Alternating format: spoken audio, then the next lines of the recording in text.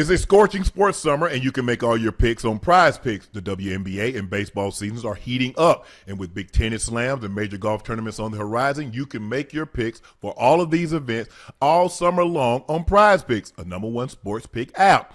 With soccer going on too, USA, the entire summer soccer is on Prize Picks, all 48 countries, and every match, and you can rep your side during the tournament on Prize Picks. You can also win a trip to the final in New York. It's the biggest tournament ever, which means there's even more opportunity to cash in while you root for your favorite national side and your global soccer superstars.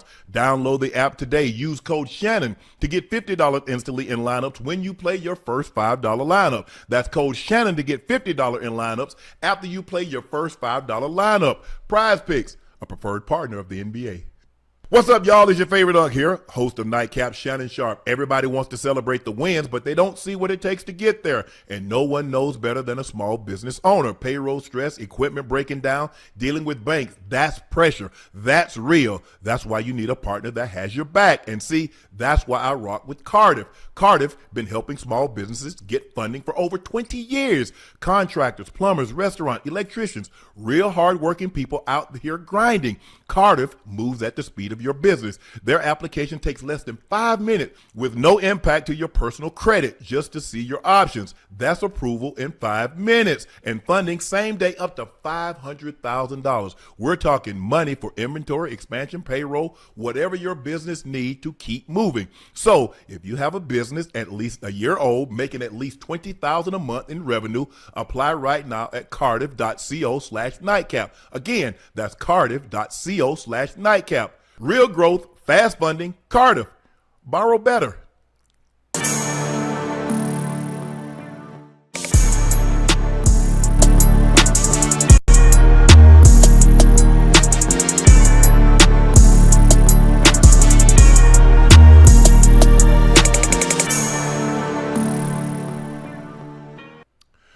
Y'all know who it is. It's your favorite Unc, and thank you for joining us for another episode of Nightcap. My partners and co-hosts are joining me also.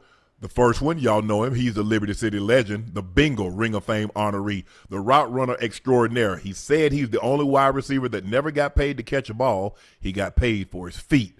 That is Chad Ochocinco Johnson. And the third member of the Big Three looked like he's on the road tonight. Hey, he's a 7-time NBA All-Star from the Atlanta Hawks, a University of Arkansas alum. He's a Little Rock, Arkansas native. Y'all know him, a bucket getter himself. That's Mr. Iso Joe Johnson. Please make sure you hit that subscribe button. Please make sure you hit the like button and go subscribe to the Nightcap podcast feed wherever you get your podcast from. We would like to thank you for supporting us, for being here every step of the way, because all the ups, the downs, the highs, and the lows you've been a part of. And we cannot thank you enough, because everything that we've been able to accomplish is all because of your eyes, ears, and your word of mouth. You watching, and you listening, you telling friends, family, and loved ones about Nightcap.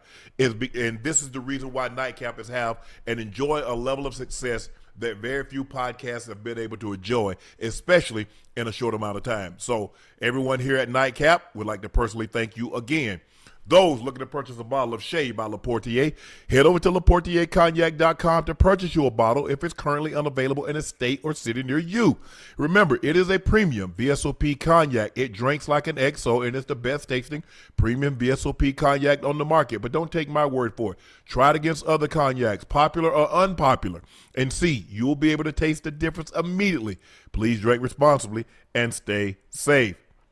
Huge win for the Atlanta Dream. They're on the road, and they went on the road, and they defeated the Fever 108-101.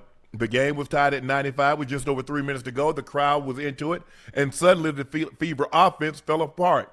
Angel Reese led the Dream with 21 points and 11 rebounds and a big and one in the final minute of the ball game. They had 5 ladies in double figures. To offset, Caitlin Clark had 26, Kelsey Mitchell had 26, and Aaliyah Boston had 23. But it was not enough to take down the Dream. They got 17 from Naz Hilton, 21 and 11 from Angel Reese. Alicia Gray had 17. Jordan Canada had 18. Ryan Howard had 16. And to go on the road and win this ball game, Joe, The Dream is a different team. You look, I understand they went to the playoffs last year, but Angel Reese has given them something that they were missing, and obviously they knew they needed it because they made the trade for it. They were willing to give up a first-round pick to bring her in, and she said all along, and she called some flack. I'm not the problem in Chicago. Yeah. Now, y'all going to find that out once I'm gone, but y'all want to make me out to be the villain, and I'm going to play this role for another 2 to 3 months. But once I get up out of here, y'all going to see y'all not that good. Go ahead, Joe. What do you think about this game? I thought the game was great. With the Dream, obviously almost having 5 people with 5 players with 20 points, Unc and Ocho. Now, they all didn't have 20, 16, 17, 17, 18. Reese had 21.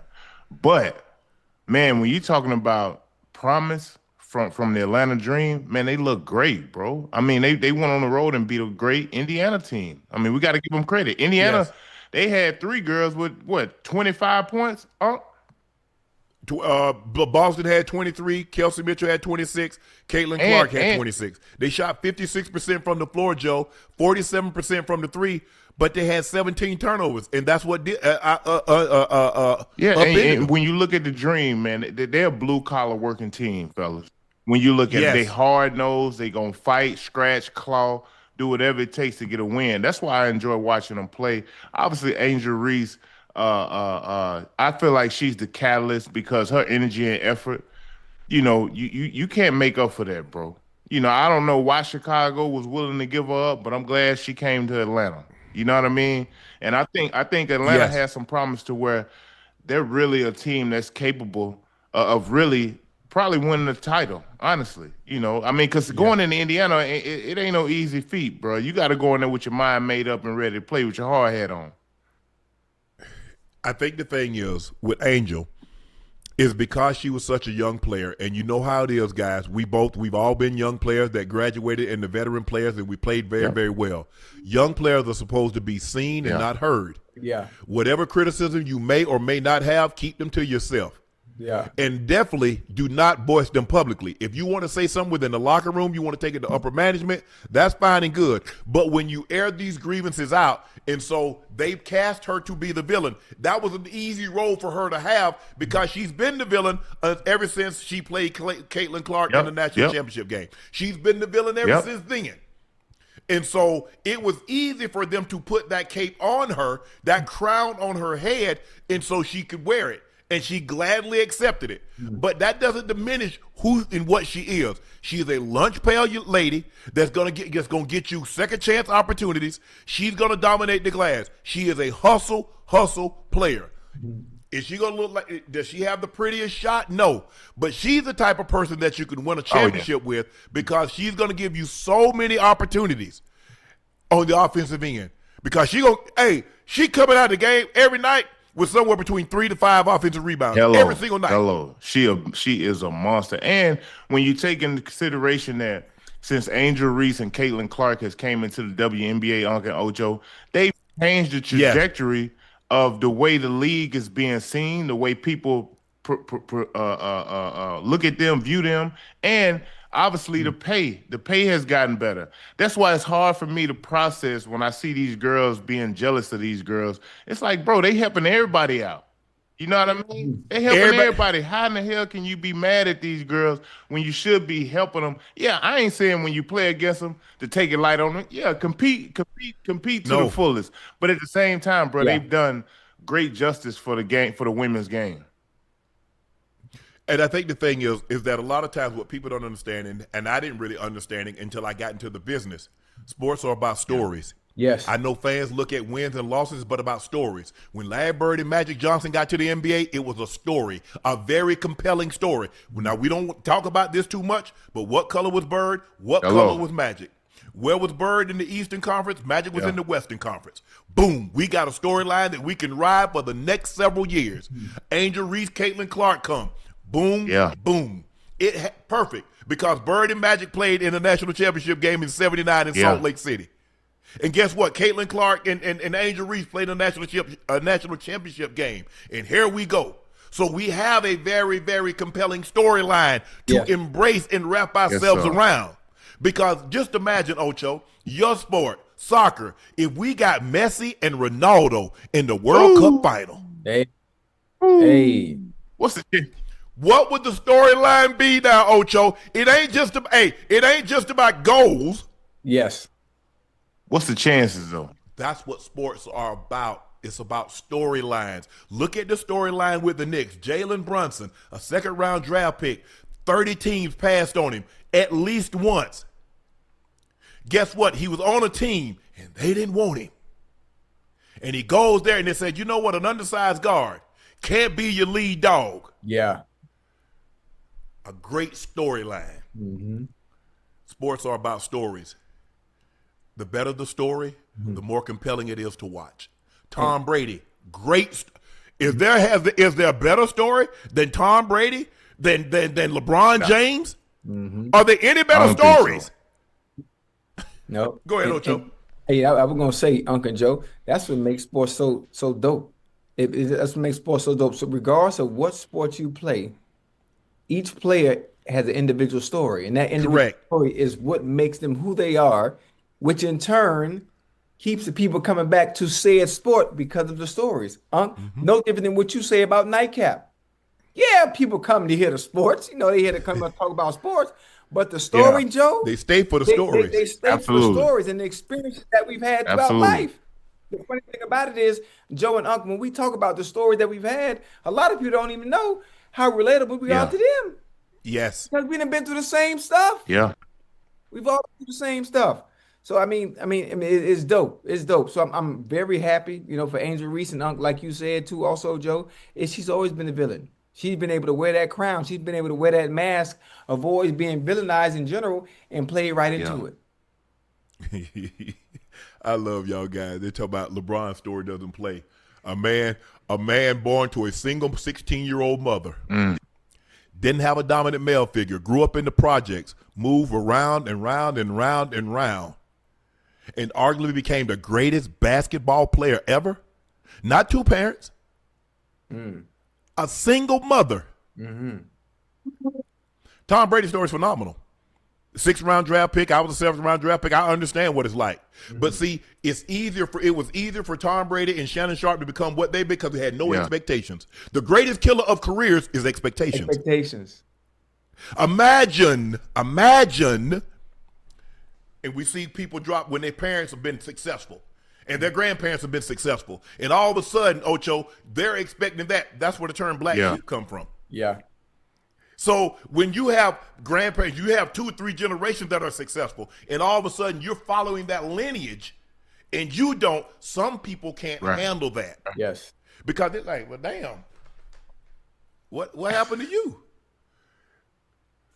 Your grandparent, your great grandfather, your grandfather, your father, your brother, your mother, her mother, her father.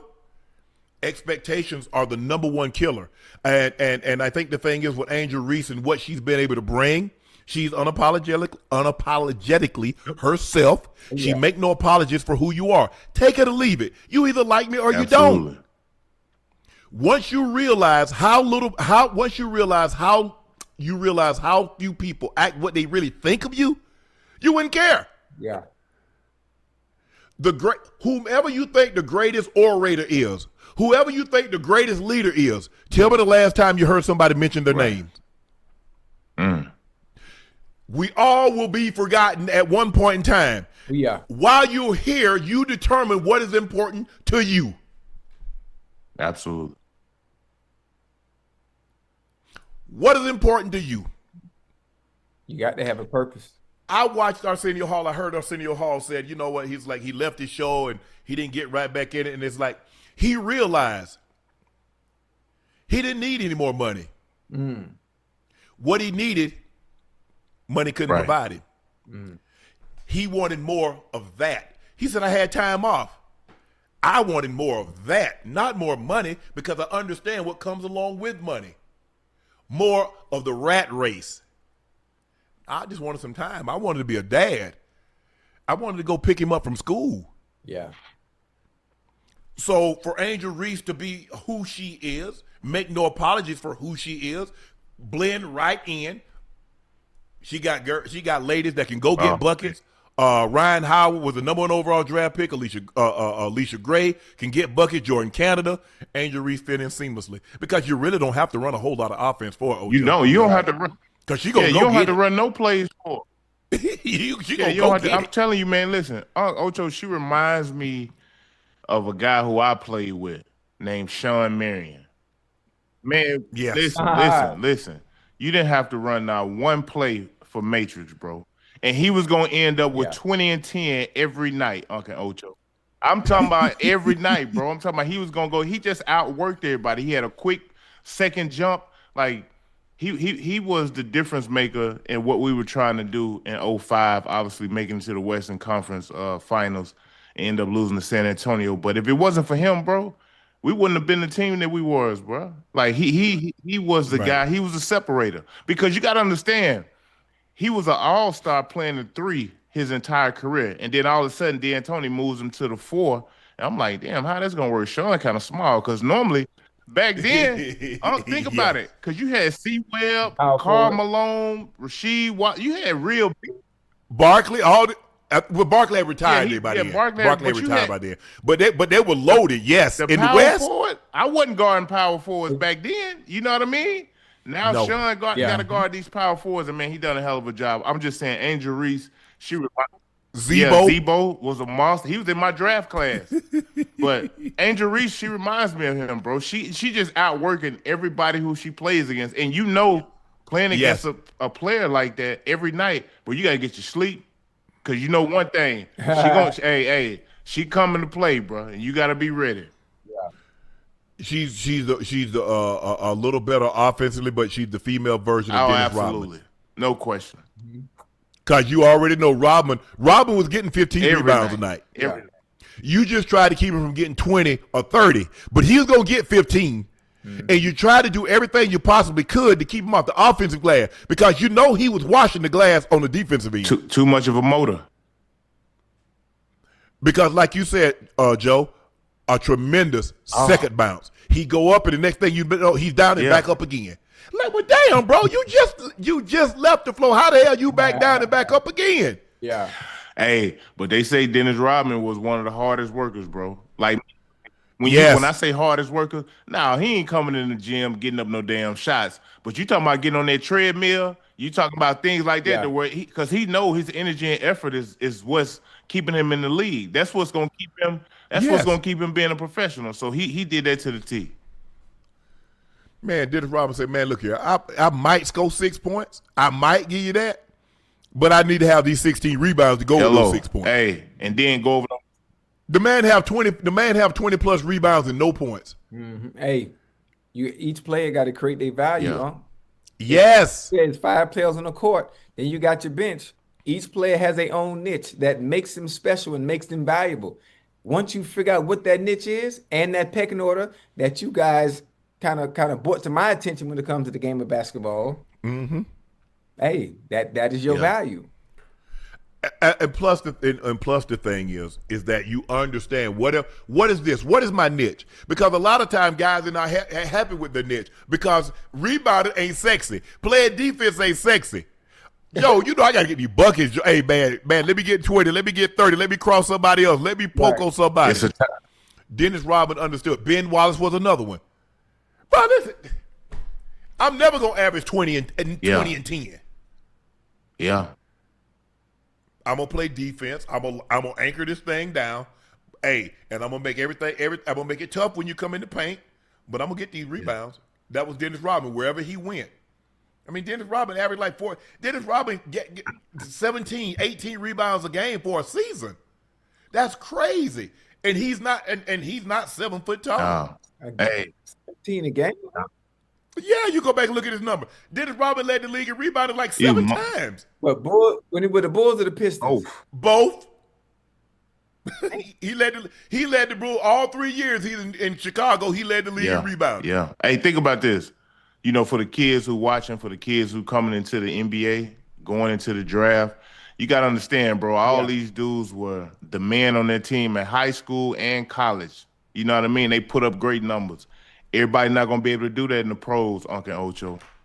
You know, you going like you say, You may not even know your niche when you first get there, but damn it, you better figure it out if you want to play.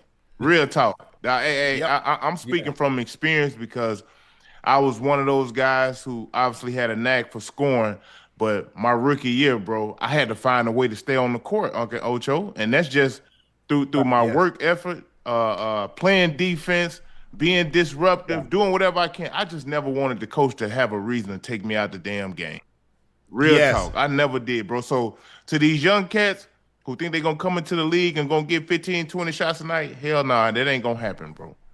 It's going to be a pecking order, and you're going to have to get your ass in line. But in the meantime, while you in line, you need to be figuring out another way how you can get your ass out there on the court. Yeah. Mm-hmm. It's really not that complicated. Find a way. Hey, as long as I got cleats, I got a job. As long as I got cleats, I used to tell the young guys, cleats on your feet means you got a job. Yes.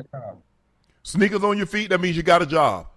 And like Joe, so find out what it is. Hey, you learn very on. I'm just gonna do what I might not get it right. I might make a mistake, but it's gonna be 100 miles an hour. Because the thing is, they can coach everything else. They can get your technique. Mm-hmm. They can teach you how to read coverages. They can teach you all that. I can't teach you how to play hard. That's either in you or it's not. Absolutely. And that's what the coaches say. Son, let me cut you. Don't cut yourself. Even if you don't know what you're doing, do it 100 miles an hour, and we'll figure the rest of this ish out. Fact. Yeah. Okay. Sharpe, Sharpe, you look good. You went wrong, but boy, you hauling ass. Hey. And it can't just be on days where you feel like it. You know, it's got to be a consistent. It has to be a constant. You know, for a head coach to trust you, he got to really feel like this is you. This is who you are. You know what I mean? And I think when you got a lot of young guys, a lot of young players, because you got to understand now when you come into the NBA, the top guy on the team, hell, he may not be but about 3-4 years older than you. You know what I mean? Right. As when I came into the league, we had real vets. You know what I mean? So them guys that spent at least 3 years in college. Now these guys one and done. You hear me? So you get there when you one and done. You in your first year there. He in his second year there. Yeah. He might be your age. So you might go to Dallas and you and Cooper Flag the same age, and he already got a year under his belt. That's what I'm talking about. So, you know, I hope these young guys ready, man. I'm looking forward to it, bro. But it is a learning curve. It's a huge learning curve because some guys don't really get an opportunity to really show what they can do until about 3 or 4 years into the league, bro. It takes that long sometimes. Everybody don't get the ball handed to them right away. Man, go ahead and make mistakes. Go ahead and play. Hell no. Someone's got to wait our turn. It's still all about consistency, Joe. You got to be consistent every day. Show up every day.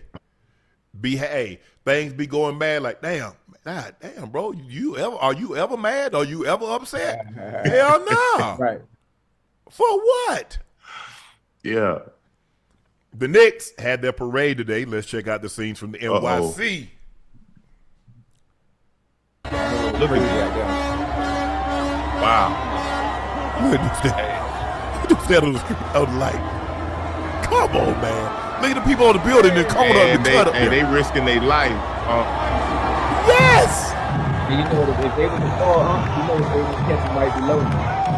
No, you will hurt somebody right below what you go do.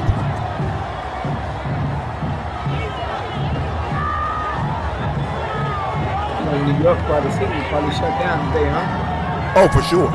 The police ain't even tripping. They like, whatever.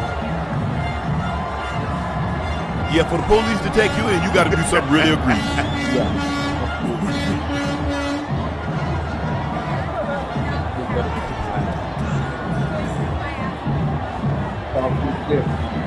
People going haywire on Instagrams and that's what it's supposed to be. And for the Knicks, they had the celebrities and Fat Joe and Mariska Hargitay and I think Ben Stiller was there, and Timothée Chalamet. I mean, it is just unbelievable. Yeah. I don't know if anybody treat their celebs and their fans quite. And I understand. Look, the Celtics got a great fan base. Yes. The Lakers, you know, Spike Lee is the equivalent of Jack Nicholson. Mm-hmm. For LA, what Jack Nicholson is for LA, Spike Lee is that for the Knicks. I don't know who that is for the Celtics and all these other, but I'm saying just those two.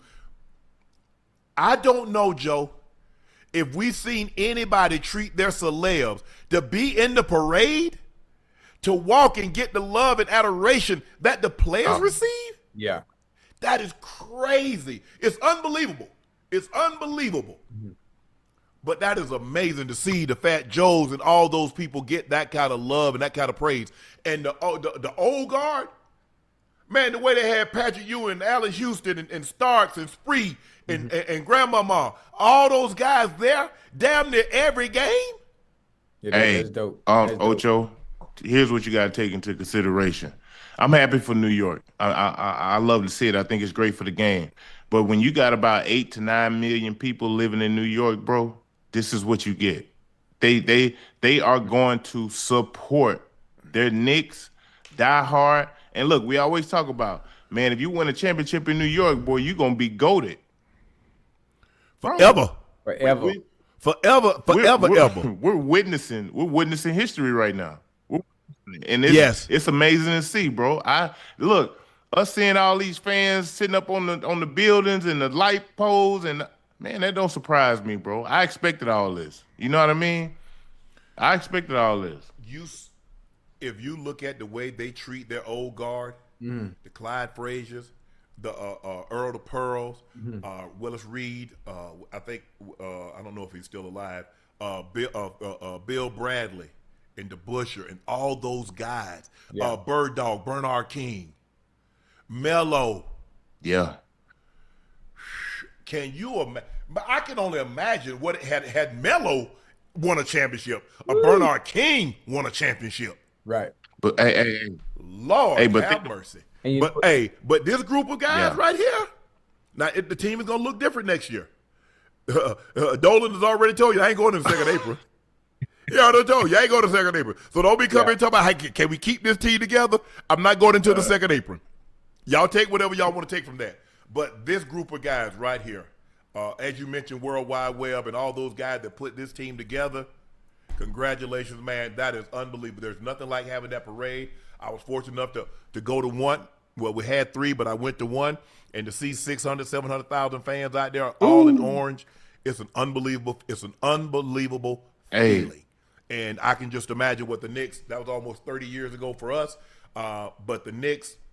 I think the coolest thing for me, Unc and Ocho, when I'm watching everything kind of unfold, you look at the older Knicks guys, the Larry Johnsons, you look at Melo. These are 2 different generations. All these guys are in the parade as if which they have to a degree. You feel me? And I enjoy seeing that part because, bro, they love their Knicks players, bro, past or present. You know what I mean? They do. I'm talking about they will do whatever. So for those guys to get a chance to ride through this parade, to enjoy New York City at probably its highest moments. I think it's a blessing, bro. It's a real blessing.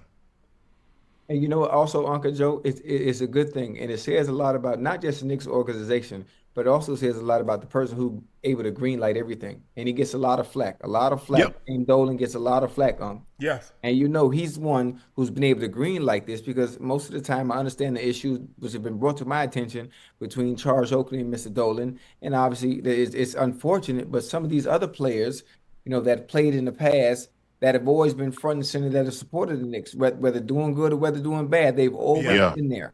They've always been there. So it's a kudos to Mr. Dolan and that organization for allowing them to be a part of that parade. The blood, sweat, and tears, and all the hours that they put in, during their time and their tenure, and trying to achieve, what today's Knicks players have been able to do. Just being able to celebrate them in enough, it fills the void that they couldn't. Yeah. I mean, Wes has done an unbelievable job. He comes in, he rebuilds the team, he fires Thibodeau. The trade for Cat and swap Cat for Gino Randall, DiVincenzo. But that had to go because he didn't want to break up that Villanova 4-pack. Yeah. He's done an unbelievable job, and like you said, Ocho, Dolan does take a lot of criticism, but I don't think he changed a thing, especially how it worked out. Because at the end of the day, in Frank Sinatra, say he did it his way. Are we going? Yeah, did it his way, and so I wish of all things, like I said, I wish Oak could have been a part of this because he gave so much to that organization. Unfortunately, he and Dolan are butting heads. I think for the most part, the large part of the contingent of New York, they know Oak laid it on the line for them for a decade. But, things hopefully one day cooler heads will prevail. Hey, nobody would have thought that Jordan and Barkley would come back around and see things eye to eye, and it seemingly that's happening. And so hopefully when it's all said and done, when you realize the petty differences that we may or may not have, yes, it really isn't worth it. And so hopefully Oak and Dolan will be able to work these things out, sit down and have a conversation and move on. Yeah. Hey, I want to give Mike Brown a lot of credit too, Unc and Ocho. I think some of the adjustments that he made coming to New York, meaning putting the ball in cat hands and letting him be a decision maker and not being so Brunson heavy, throughout the games. I think it helped make them. It made them a better team, bro. It made them a lot better team, because they were less predictable. You had so many guys involved, whether it was OG, Bridges, Hart, Brunson, Cat.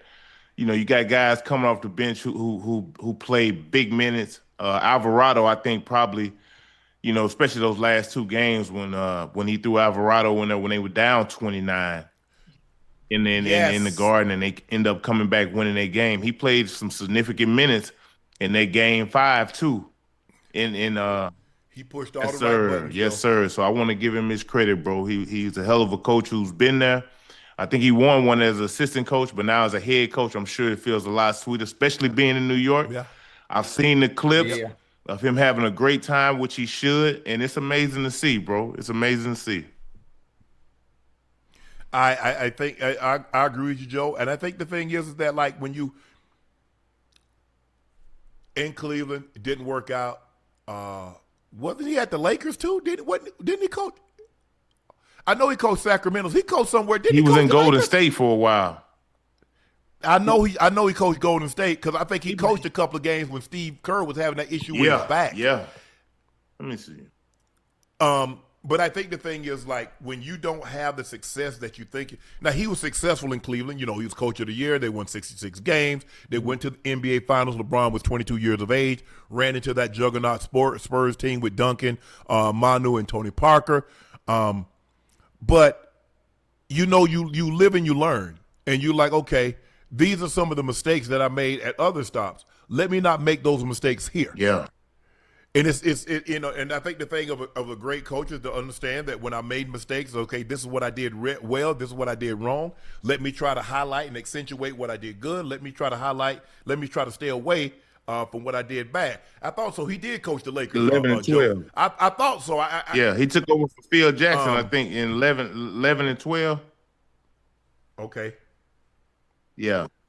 But this is like I said, I don't really know Mike Brown, but I pull for him because I understand that he's been one of the fortunate ones that didn't win a championship in one place and go get a job. Normally we get the Adrian Griffin, or we get a situation where guys unceremoniously get released and never to resurface again. We get a guy like Mark Jackson, and I don't know. I want somebody to tell me what happened with him. You hear all these stories, and I don't want to repeat them because I don't know if they're true or not. But you look at the success that he had. He took teams to the playoffs. He's really the what started the foundation, and I appreciate Steph and Draymond and Clay giving him credit because he established the foundation of what the Golden State Warriors were to become. Unfortunately, kind of like a Tony Dungy in Tampa, Ocho, he didn't get to reap the benefits of it. But when you look at it, Unc and Ocho, I'm not even sure Mike Brown was the Knicks' first option as far as. No, he wasn't. They said he was like 6 or 7. But a lot of people turned it down because they saw how he did Thibodeau. Yeah. And they saw that like Jim Dolan is never going to change. That's a never-ending battle. So and knowing that you coaching in New York, they just came off the Eastern Conference Finals. Hell, if you don't get back there, you feel like you probably going to get fired. Yes, absolutely. So for Mike Brown to take that job, bro, you got to have some cojones, man, because you hired to get fired if you just want to be 100, unless you win it. I think the thing is, Joe, had it not gotten back, if they not won the title, it was a failure because you hired Thibodeau. You fired Thibodeau because you felt that. Because see, I looked at it like this. I felt that the Knicks felt that once they beat Boston, Boston was the team that was in their way. Once they beat Boston, it was smooth sailing. Yes. Before you knew it, they were in a battle with the Pacers. Mm-hmm. And nobody seen. And they're like, hold on, wait a minute. We beat the team that won the championship. We ain't supposed to lose to the damn Pacers. Yeah. So he built those expectations. It's just like when Ocho, we criticize a player. No, don't criticize us. He built those expectations. Right. Look at all the years that he was great. And now when he's not playing well, we're not going to base it on say, oh, but what about, no. We complimented him. We said he was an all-pro. We said he was an MVP. We said he was a DPOY or OPOY, or Rookie of the Year. We gave him kudos. Mm-hmm. Nah, the thing I love most about sports is that unlike most jobs where you have to update your resume every 3 to 6 months, you got to update your resume if you play basketball damn near every other day. If you play football every single week. That's what I love most about sports. Update that resume. Some people still sliding that same old ass resume across the table. Man, damn, bro! I see you hadn't changed jobs in a couple of years. Any new references? But this was unbelievable. We either saw Ocho or Paul George sighting. Check this out, Joe. You seen the what? Oh, come on. Paul George at? That's you with the feet. He's going in. That's you with the feet. Put your hand over that right eye. Just let that left eye take over. Okay, hey, there we go. Hey, Uncle Joe, sometimes it don't matter where you at. Sometimes you got to get it in. You hear me? Huh? Sometimes you got to get it in. Nah, man. Nah, you can't do that in no public now. Hey, listen, there was a time, you know, there was a time where things used to be just like that. It didn't matter. Man, time was never like that. Yeah, well, maybe. You go to spring break and you drunk. Y'all remember MTV Spring Break, Joe? Yeah, man, of course. People was wilding like that. Hold on. I've been to spring break, but you drunk. Man, come on now. Wait, time out. Time out. Let's rewind. Let's settle down a little bit. We talk about somebody sucking toes at the Knicks Parade, right? Yes. You do know we were a part of Freaknik, right? Let's not act like we've never seen nothing like that in public, and we done seen way worse with Freaknik down in Atlanta now. I'm not gonna tell you about the times I was there, Joe. Boy, listen here. Now you talking about language. Cause I was smack dab in the Freaknik. Hey, I was right there with you. I was just a little younger. They reached out to me. I got no comment. No, I'm saying. Oh, when they did the documentary. Yeah. Oh yeah. I got no comment. Why you ain't get on that man and tell your story? No. Joe, where you was at? Where you was at during that time, Joe? Was it? Joe wasn't done by the time Joe got. By the time Joe got that letter, it was done. I mean, back there and the heart, basically from about 92 to about 97 was at the. I'm talking about was the absolute apex. Apex, yeah. Was that the absolute apex? I'm talking about. I was still in high school here. Hey Joe, I was a freshman. I was a freshman in college, and I had an opportunity to go out there. That's what it was. So I was you a cut baby up. I was a baby. I ain't really because I wasn't shy, but I'm outside of my element based on what I've been able to see because grandma kept me kind of somewhat sheltered a little bit. It was new to me, and I just remember what I saw at that time. Well, I know you and Unc, y'all don't take me for a guy for guys who do public fornication. Y'all don't take me for those kind of guys. Yeah, you be out in Joe. I do take you that. That's why you number one. But I was somebody said, man. So, as a matter of fact, I was having a conversation today. They're like, man, Joe. They said, man, Joe be real quiet. I said, man, Joe got y'all food. I said, Joe, present that shy brother image, that shy little brother. I said, man, Joe cut up. Hey, why you? I said, Joe cut up. Why you and Ocho want to put that jacket on me? It don't fit me, man. It's your size. It's an extra large, extra long. That's the size you wear. It definitely. Hey, Ocho, we got an extra large, extra long jacket for him. That's the size he wears. Hey, Joe, you think you fooling us? You ain't fooling us. I can see. Yeah, you ain't fooling me. I ain't. What you mean? I ain't the one who was going to Freaknik and doing all this. I wasn't doing all that. Because you wasn't old enough. Had you been older, your ass would have been right there. Let Freaknik. Listen, your ass would have been that right was before my time, man. That was before my time. But I already know y'all went down there and cut up. I already know. Matter of fact. It's funny. He ain't go to Freaknik, but I guarantee he made up for it. What made up for it. Yeah. Joe, you made up for it, boy. Yeah, hey, I was leaving one going to another. Black College Beach Week, Freaknik, Orange Crush. I mean, Daytona got a Black College spring break. I got another one for you too. Now, hold on. What's that? The classic Family of Bethune at the end. Yeah, I heard about that. And don't forget about Memorial Day in Miami. Oh yeah. But see, that was going. Joe, when I was when I got to get out there and cut a buck, they wasn't out there like that. Yeah. Hey, listen, let me tell y'all something. Well, when I first heard about Miami, I was in the league, meaning like I had never really been out there and hung out. Okay, Ocho, I ain't gonna lie to you. Yeah. But me and the homies went out there, and I said, you know what? I got a guy out there who said he's gonna train me. We can go out there, train, work out and party. We was only supposed to be out there for 3 days. Man, we was out there for 2 months. Hey, Ocho, we out there for 2 months. I'm talking about. Damn. How 3 days turned into 2 months, Joe? You know how it go, man. You get out there, you go to mingling, and next thing you know, you like, well, I think I can stay a couple extra days of 1 week. Yeah, man. Yeah. Man. Boy, that Black College Beach Week, man. Hey, whew.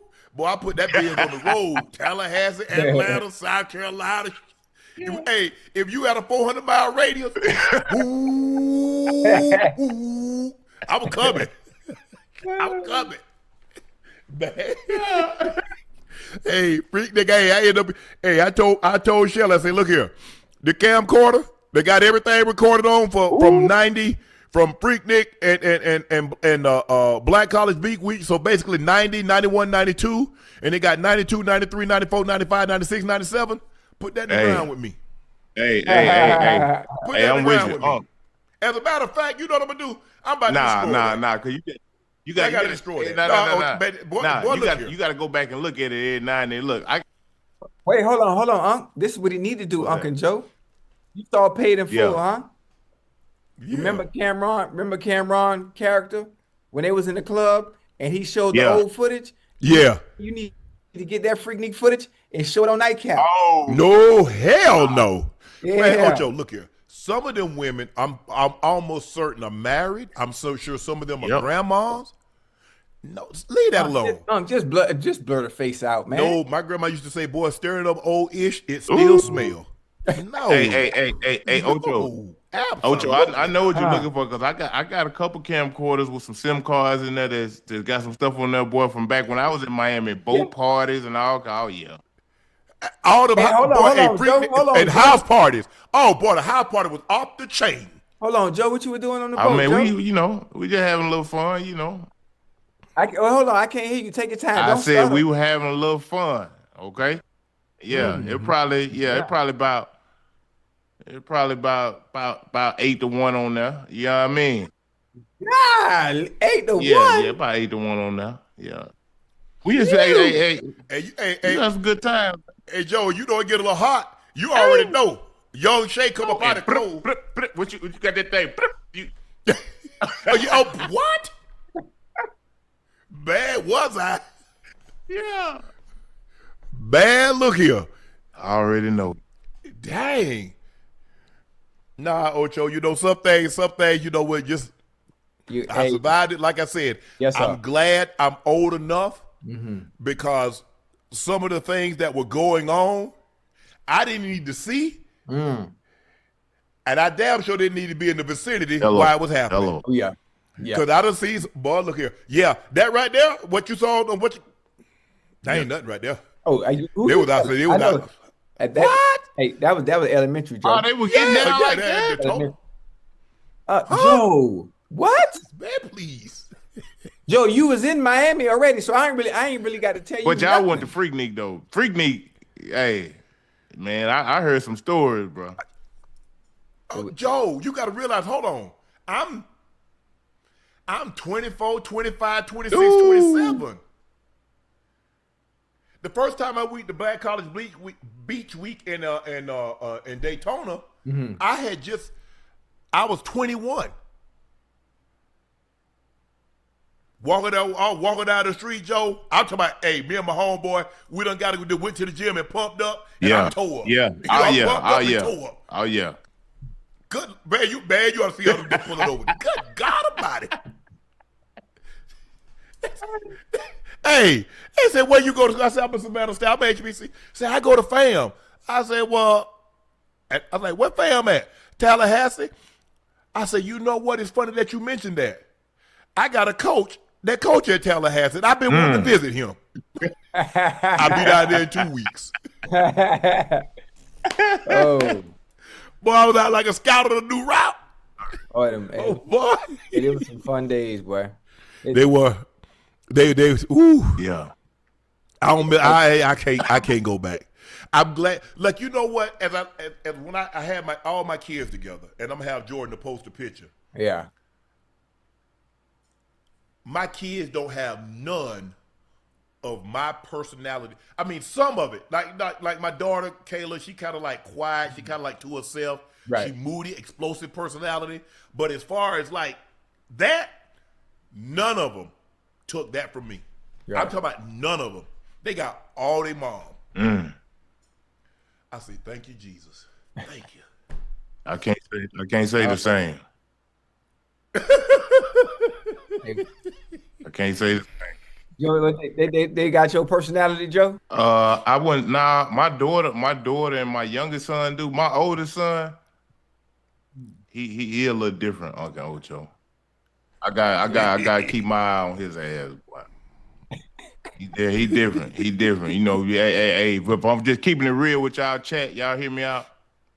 I done caught him a few times, you know, doing some stuff he ain't got no damn business doing. You know what I mean? Hey, Joe, you gotta think about it now. When you was that age, I wasn't doing. I wasn't. When I was his age, Ocho, I wasn't doing that, bro. No, I was too locked in. I was too locked in, you know what I mean, on what it was I was trying to accomplish. You know what I'm saying? Right.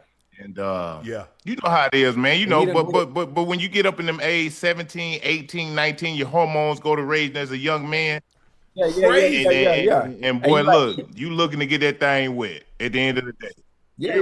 You like Christopher Columbus now. You trying to go sailing now. Yeah, I'm going to explore. Hey, I'm Magellan. I'm going to discover. I'm gonna discover something. Man, I don't know where, but I'm gonna discover something.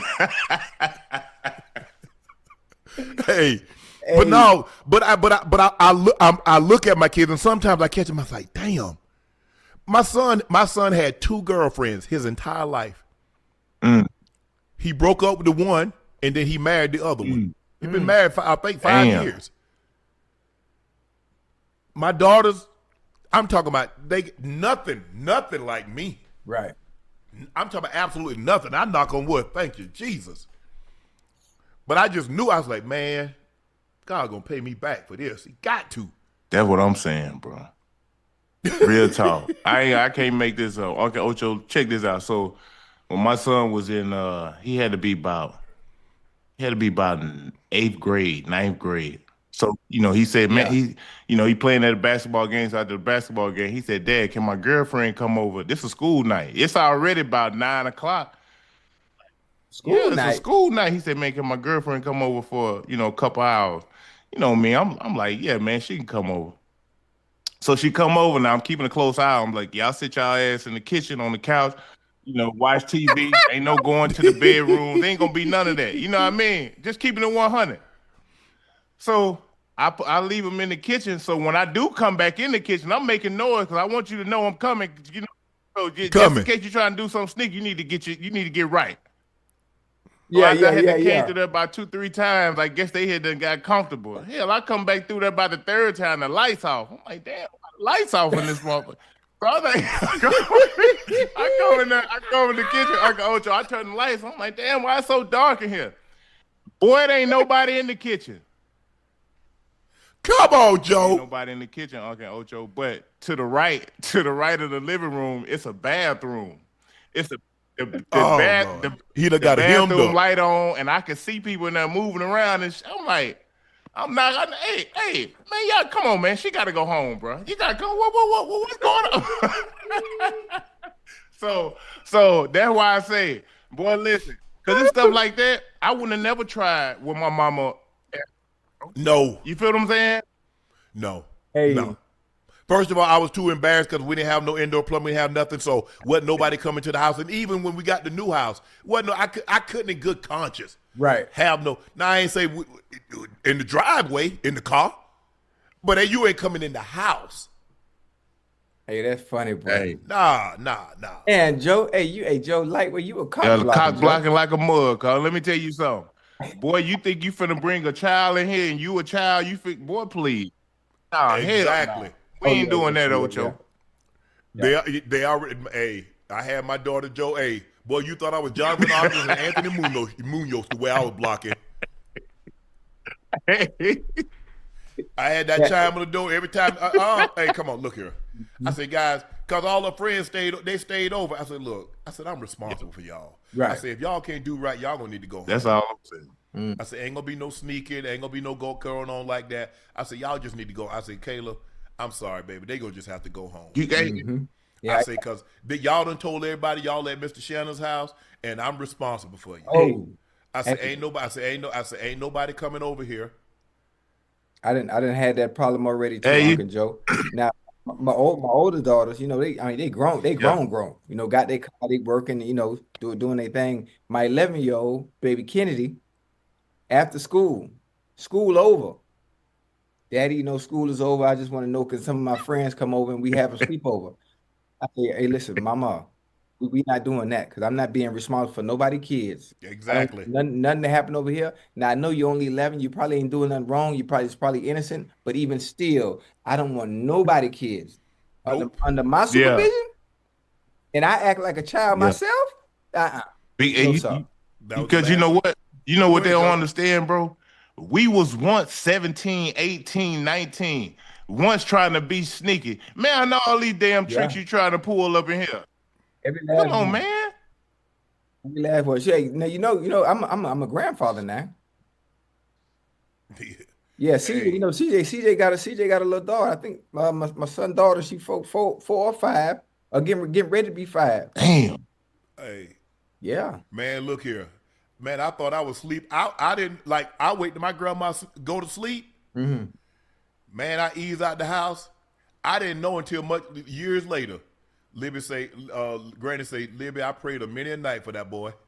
I'm thinking I'm being sleep. Hey, I'm thinking she's asleep. Right. I'm sneaking out the house. She said, I heard that call.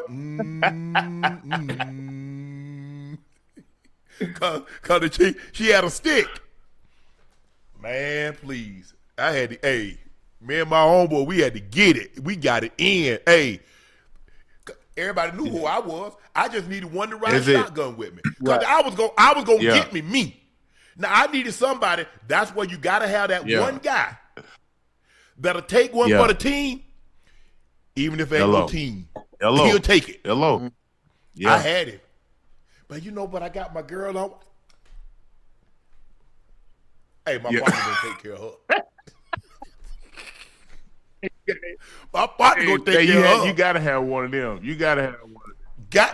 He was the one. It didn't matter. It didn't matter. It didn't matter who she was. She could be 500 pounds. Right. She could be 311 and 92 pounds. Yeah. Right up his alley.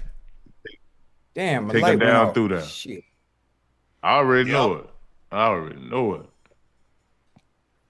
So, but them was the days, Joe. I was like, Lord, have mercy. I was like, because I was thinking like, I wonder if anybody else doing this. Everybody doing it, bro. Yeah. But see, I couldn't like my man, I snuck such and such in the house. My mom was working and so forth. They were gone, and I couldn't do it. I went, man, please. Ain't nobody bringing on them cast down, them iron ass beds, all that squeaking going on. Hey, you know, like I tell y'all, my oldest done been caught a couple times. I know he gonna be probably embarrassed because he be watching the show, but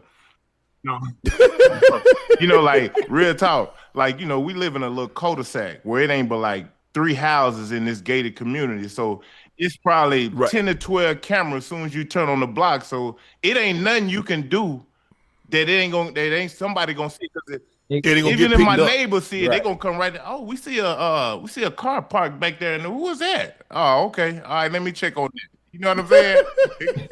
Hey, Ocho, he had to sit out there in the car with his girlfriend one time. I guess they had been out there about 2-3 hours, and the car done cut off. It done stopped. It wouldn't start. So, damn. So her dad calling, but I don't, you know, I'm like, man, I don't know what the hell you talking about. Like, what you talking about? Like, I ain't thinking my son out there, man. That man out there, you know. I said, man, don't you know, bro? I once used the car at times. I know what you out there doing, bro. You know what I'm saying? They think we crazy, man. I'm like, bro, why you think I'm so crazy? Man, I know everything that's going on. Man. For sure. And that's what I'm saying. I'm like, guys, y'all trying to pull something that I did. Whatever you think about, I done thought about it twice. Whatever you did, I did it 3 times. You can't fool me. I said, y'all got to realize. I said, the difference is between I was a star athlete. Everybody in the surrounding counties knew who I was. Right. So it wasn't nothing. Like I said, I had a homeboy that we be walking the street.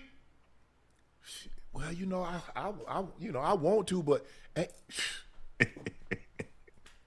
hey, I call my homeboy. I should have liberty to have him call in and ask him. Oh yeah, man, I already know Sharpe's gonna have him. He said, I take leftovers. Hey, I still eat leftovers. To this day, I can call it right now. To this day. Hey, man, look here. I got something I need you to do, man. I'm telling me, she ain't no looker now. Like my grandma used to say, boy, she ain't easy on the eyes. She hard on the eyes. Man, Sharpe, you know they ain't, you know they ain't never bothered me. Yeah, you got it. Yes. That's right to this day. Yeah. Take it for the team. You gotta have one. You need one. Because you know, most of the time, see, the thing is, if you think about it, Ocho, ain't a whole lot of 10s travel with 10s because they want to be the baddest one in the group. Oh, yeah, absolutely. They going to travel with a 10. They're going to be, whoever the 10, they might be one more. But then you're going to go down to like 8, 7, 6. And you only have a 2 or 3 in there. Because you know, guess what? They got one. They're gonna need one to take one for the team too. Cause guess what? Cause she gonna be hating, boy. That 2 or that 4 in the group. He gonna be hating. Ooh, she gonna be hating. Hold on. Hey, Joe. Shut up. Yeah. Hey, you trying to talk? The hell you talking for? Hey, Ocho, you know you used to be down there to call. Hey, you be down there like this here. You on one leg in the passenger window. You like this here. Hey, what's up? What's up? She in the back. He ain't no. Will you be quiet? Damn. Hey, it's always one. Yeah. Ain't nobody talking to you. First of all, you not driving. You in the back seat for a reason. Because they don't want nobody to see you. I'm talking to her or the driver. Yeah. Every time. Hey, your boy ain't lying, boy. Hey, them good days, though, boy. Ocho, I want them days to come back. Like I said, Lord, thank you. They got nothing like they pop. Huh? Good day. Them was good days, though. Good there was some fun time. They were. Boy. But all you had was like, man, what you gonna be like, man, when you get 25? I said, man, I'm being in the NFL. You'd be like, man, Sharpe, I know you gonna have them. Ooh, boy, you gonna have them. My grandma used to tell me all the time, boy, good times ain't owe you nothing. It won't and it don't. That's why Joe with Ocho be talking about, man, you need to get out, you need to go. For what? Done it. Done it. Ocho, he already threw that thing apart, boy. He didn't throw it apart plenty of times. Look at it. I feel you. Vegas? I used to come to Vegas? Yeah. Oh Lord. See, hey Joe, see, Unc done had a Yeah. time, right? But I never had the opportunity to have the kind of time he had. I Yeah. ain't, I wasn't a clubber. There's certain things I still want to do, even at my big age, that I was never able to experience, even during my playing days. What you want to experience? I want to know what it's like to go to the club, huh? I want to know what it's like, Joe, to pop bottles. I want to know what it's like to stand on the couch, Joe. No, I I ain't want to know popping no what that bottles. feel like. I still have yet to do that. Joe, I done been in Miami all my life, Joe. I ain't been to club live yet. Joe, I done been to booby trap one time. That because my older daughter took Hey, me there. Ocho, it's overrated. It's overrated. But when you go there and you hunting, like we used to do back when we were young, we should be hunting. We should Yeah, be out hunting. You hear me? yeah, Yeah, for yeah. sure. We going in there thinking like, oh yeah, I'm gonna find me something new tonight. Yeah, yeah, I'm looking for something But new. Joe, Yeah, now it can't be overrated, Joe, from the stories I be hearing, Joe. It can't be overrated, But Joe. once you've done it, Joe said, look, once you've been there and done yeah. that. See, you ain't see Ocho. No, You Joe. go party now. You ain't gonna be hunting. You just gonna go out there. You got kept on sitting Yeah, on the gas. You yeah, yeah, can't yeah. hunt no more. Listen, I want the stories that I hear, the stories that I've heard over the years. I want to experience that. And Joe, you know why I ain't go. I ain't spending no money. They telling me how much the table and the section No, is. I ain't saying Man, no, ain't nothing for about it. No. what? What y'all doing? And you telling me how good of a time you had. I'm listening to the numbers that you paid. I'm saying, what you doing? And here I go. No, I You ain't got no, them no. I ain't brother spend no money schools like that. about the money you Yeah, wasting. I understand that. I Nah. understand that. Nah. Yeah. I mean, it's over. You got, I mean, for you to fully get the concept of what it's like, you got to be Yeah, single. absolutely. That's the only way you can experience, because there's nothing like a lived experience. Somebody telling you something is one thing. You living it Right. is something Hey, entirely different. That's Like, different. I can tell people what Freaknik was like, and unless you were there, Right. You'll never know. hey, and if you ain't single, that means you don't give a damn. It's one or the other. Either you single or you don't give a damn. right? Yeah, yeah. That's the only way you're gonna enjoy it, And Ocho. now, hey, Hold on. I'm gonna take mother half with me now. Oh yeah, okay. well, you ain't gonna. I mean, look, and from what I hear, they be like that, but I'm good. Yeah. Ain't nobody else. Ain't nobody else getting on the team. Hey, Joe, why you think I keep telling Unc, man, we gotta get down to Area 29? Yeah, The small experience that I had, that adrenaline rush, that high, being that it's something that I don't do often, that was exciting to me. And I'm Oh, grown. it's exciting now. Hey, Joe, I it's was exciting. went to the city and the girls fine. I Man, mean, I didn't go a whole bunch, but when I can see why guys be yeah, marrying them, hey, cause they be fine as a yeah, man, mofo. And hold I'm on, talking Unc. about, I'm talking yeah, about tens. yeah, Hey, hold on, Unc. Joe, chat. Joe, I was in I think I had a signing. I was in Houston for 1 hour. Had to go do a signing, right? Not 1 hour, but for one day. Lord have Joe, mercy. I did the show from Area yeah, 29. I said, the owner, I say, dude, I've never been here before.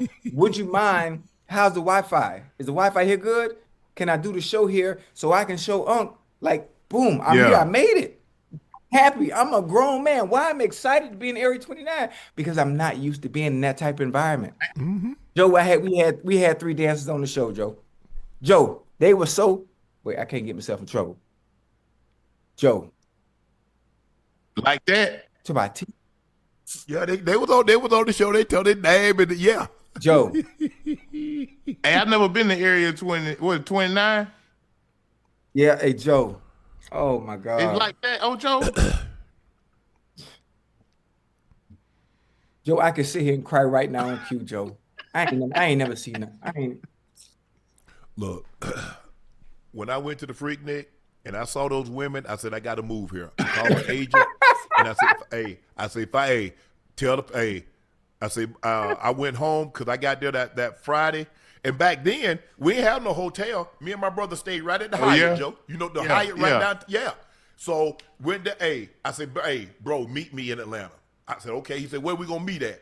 I said, meet me at the Hyatt. Because back then, they ain't had no GPS, ain't had no MapQuest. I said, hey, because we had stayed at the Hyatt before.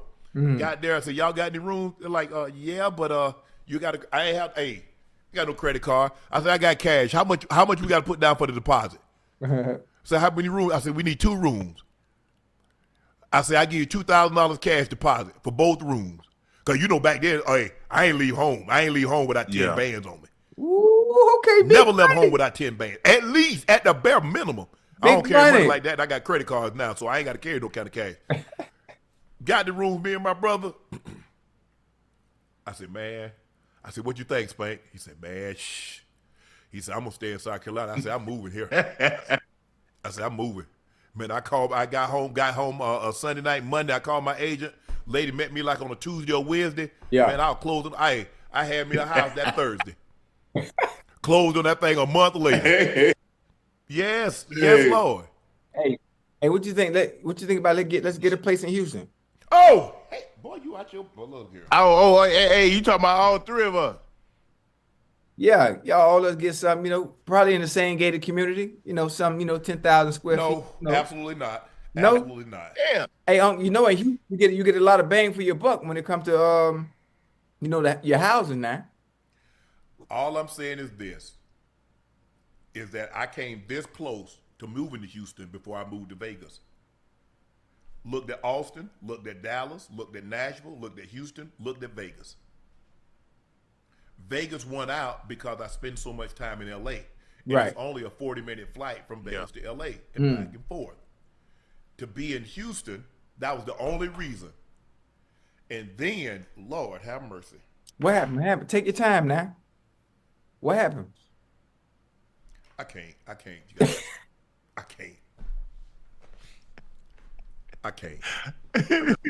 I mean, I love it. I can't. Man, look here, bro. I live every day. Every day I got to walk the straight and narrow. Every day. Yes, sir. The Houston guy. I used to think Atlanta got some nice looking women. Don't get me wrong. Absolutely. But Houston's on another level right now. Different. Joe, I call it the devil's playground. Yeah. So I'm good. Me and Vegas, Vegas be popping. It don't, but I'm cool. I don't need it to be popping. I don't go down to the Strip unless I got a function. I got something got to do. We doing something with X, Y, and Z. Other than that, I don't go to the Strip. Houston, y'all talking about get a place in Houston? Yeah. Man, come on. Hey, hold on. We gonna be out the way now. We ain't got to be in the mix. Can you imagine the opportunities, boy, we get in Houston? Yeah. Nightcap. What kind of opportunities you talking about?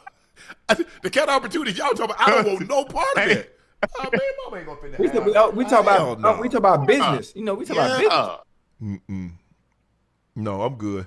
Damn, man, you ain't even think about it. You answer so quick. This man talking about, hold on, Joe. He talking about, man, I call Houston the devil playground. You looking at the devil? What the hell? No, man, I'm good. No, already know me.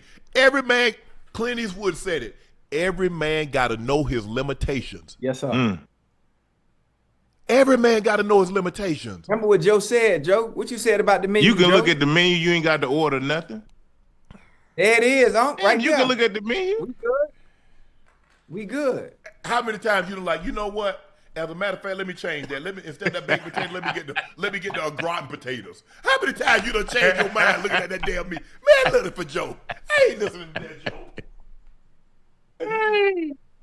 Joe out of his damn mind. Well, hey, look, Houston ain't no joke for real. I already know. Boy, just a thought. Ain't no thought.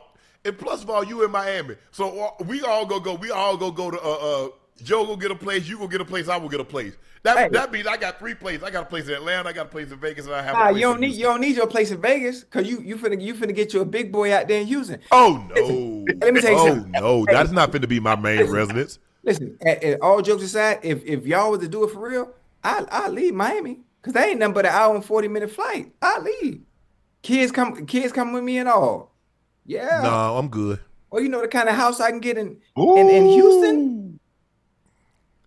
Oh, I know. Man, boy, please. I know. I'm good. I mean, Joe, hey, Joe, you stay in Atlanta. I'm gonna stay. I think it works perfectly. So, Ocho, you in Miami, Joe in Atlanta, I'm in Vegas. I mean, we got a nice little. Hey, nah, woo. Hold on, but think about this. Think about if we all lived in Houston, and we all had a studio we can all go to and do live, live every night. We right there. Good energy, entertainment. I don't agree with Ocho too much now. I don't agree with him too damn much, but yeah, man got a point now. Hey. Yeah, he do got a point. Unfortunately, it's on the top of his head, and I ain't listening to nothing that man said. Hell no. Hey, think about it now. No state taxes now. Ain't got no state tax in Vegas. They didn't have no state tax in Tennessee. Yeah, but those are the states. That's why I looked at Texas, Dallas, Austin, Houston, Nashville, Vegas. Like, okay.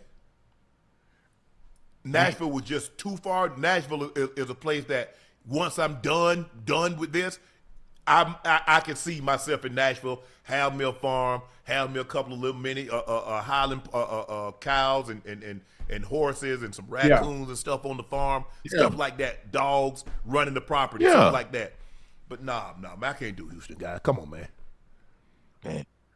Hey, one thing about it, what my grandma said, you only live once now. YOLO.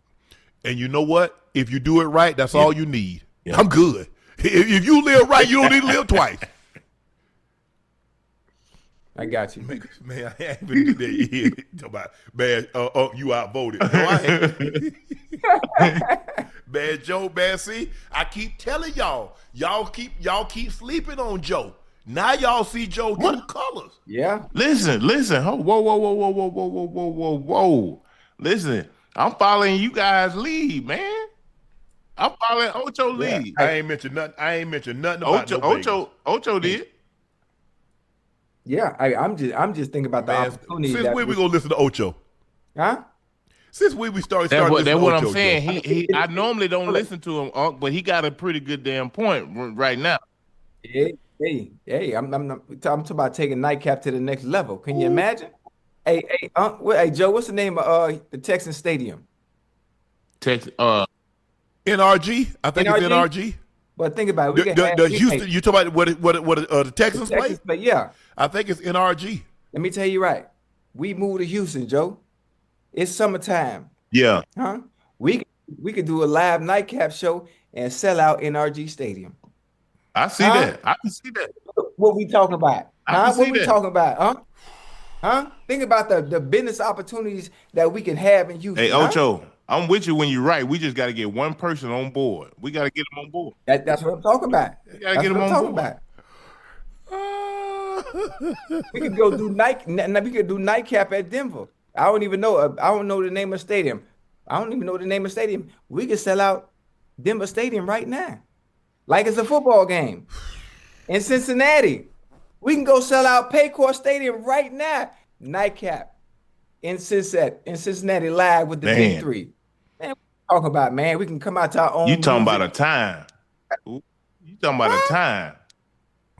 You gotta think business, man, business. Let me think about it. Yeah, okay. Hey, that's my dog. Let's go. Woo! The video made the rounds of a backup point guard named Tyler Kolek, briefly stopped by police officers who apparently didn't recognize him as a player. Take a look at this video, guys.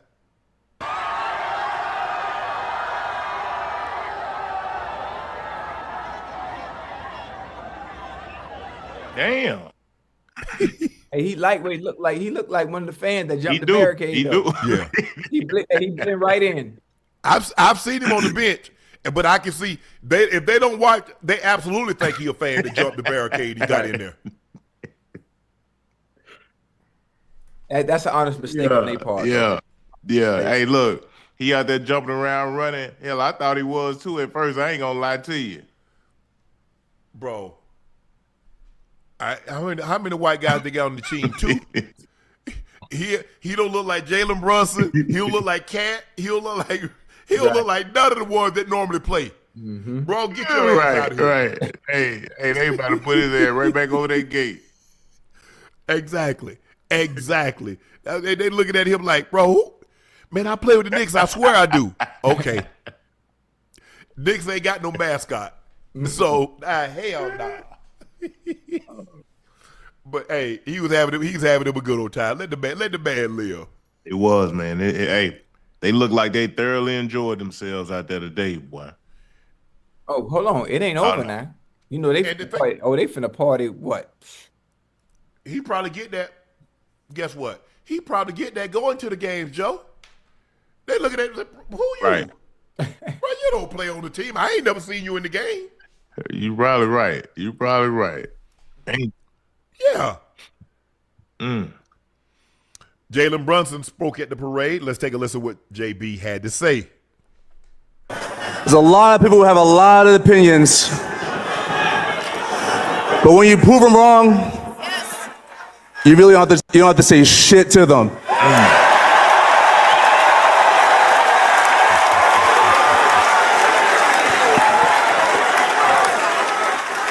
Nah, they don't deserve it. They don't deserve it. Appreciate y'all. Thank you.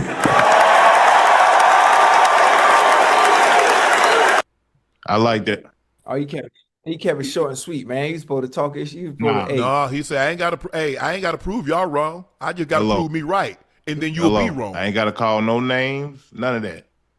You know who you are. But y'all know who you are. Know who you are. Absolutely right. Hey, that's dope, man. I can't believe him winning a title launches him in a whole new stratosphere. I don't even know if he realized what winning that title does at his size in that city, what that's done for his legacy. I don't know if he realized. Probably not right now. You know, it's kind of hard when you're right in the moment, you know, to really understand what you've done. But after some time goes by, maybe even a couple weeks, maybe even a month, fellas, you know, he'll probably think back and be like, damn, man, we really won an NBA championship. Yeah. Yes. Because it's so surreal when it's happening and you just caught up in it. You with your boys, y'all laughing, y'all joking, like, man, we having a good time, X, Y, and Z. And then when you get by yourself, you're like, man, now everybody call you champ. Yeah. What's up, champ? Yeah. What's up, champ? What's up, champ? You walk into a room, I don't got to take a back seat to nobody. I got a championship. I'm the finals MVP. Hey, not only do I have a championship and I'm the finals MVP, but I did it in New York, fellas. I did it in the Mecca. In the Mecca, bro. What is it, 53 years, Unc and Ocho? 53. Yeah. 1973. Hey, bro. Brunson stamped. He stamped, bro. He stamped. That's dope. Couldn't happen to a nicer guy. I had an opportunity to meet his dad. It's unbelievable. Like I said, I as a matter of fact, I was at in Atlanta when I met his dad. I was at dinner and I met the other guys, West and another guy. I forget his name. Was it Rose? Leon Rose. Yeah, Rose? yeah. You know, him and Worldwide West, they the one put this team together. Yeah. I met both of them. Man. Yesterday, Jordyn Woods was asked about the rumored no-sex rule the New York Knicks players were allegedly encouraged to follow during the 10-week playoff run. The request reportedly came from the very top, with team owner James Dolan wanting players to fully lock in during such a critical stretch. Jordyn made it clear she and Kat didn't exactly stick to the plan, which what we talked about. You know, ain't nobody sticking to that plan, Unc. It's easier to stick to the plan if you're like a boxer or you're like a fighter when you go away and they're not there. But if I'm there, I'm walking around, you walking around, you get out the shower, I see that water glistening off your body. It's going to go down. It's going to go down. It's going to go down. Yeah. Yeah. You need that reset away from practice, that reset away from all the media, all the stuff going on, man. Please. Hey, man, I remember being in college and Coach Nolan Richardson was telling us about, I think it was a time when he was playing. So, you know, this was back in the day. They would put stuff in their food. They would put stuff in their food to where they stuff wouldn't even get. It wouldn't even. Yeah, put that salt. They put that. They used to call it saltpeter. Yeah, I can't remember the name he said, but he said your junk wouldn't even get hard. Yeah. Yeah. Yeah. So you wouldn't have sex when you was competing. Well, you couldn't. Hey, boy, you'd have to point a gun at it to get it up. Real dog, Joe. I'm telling you now.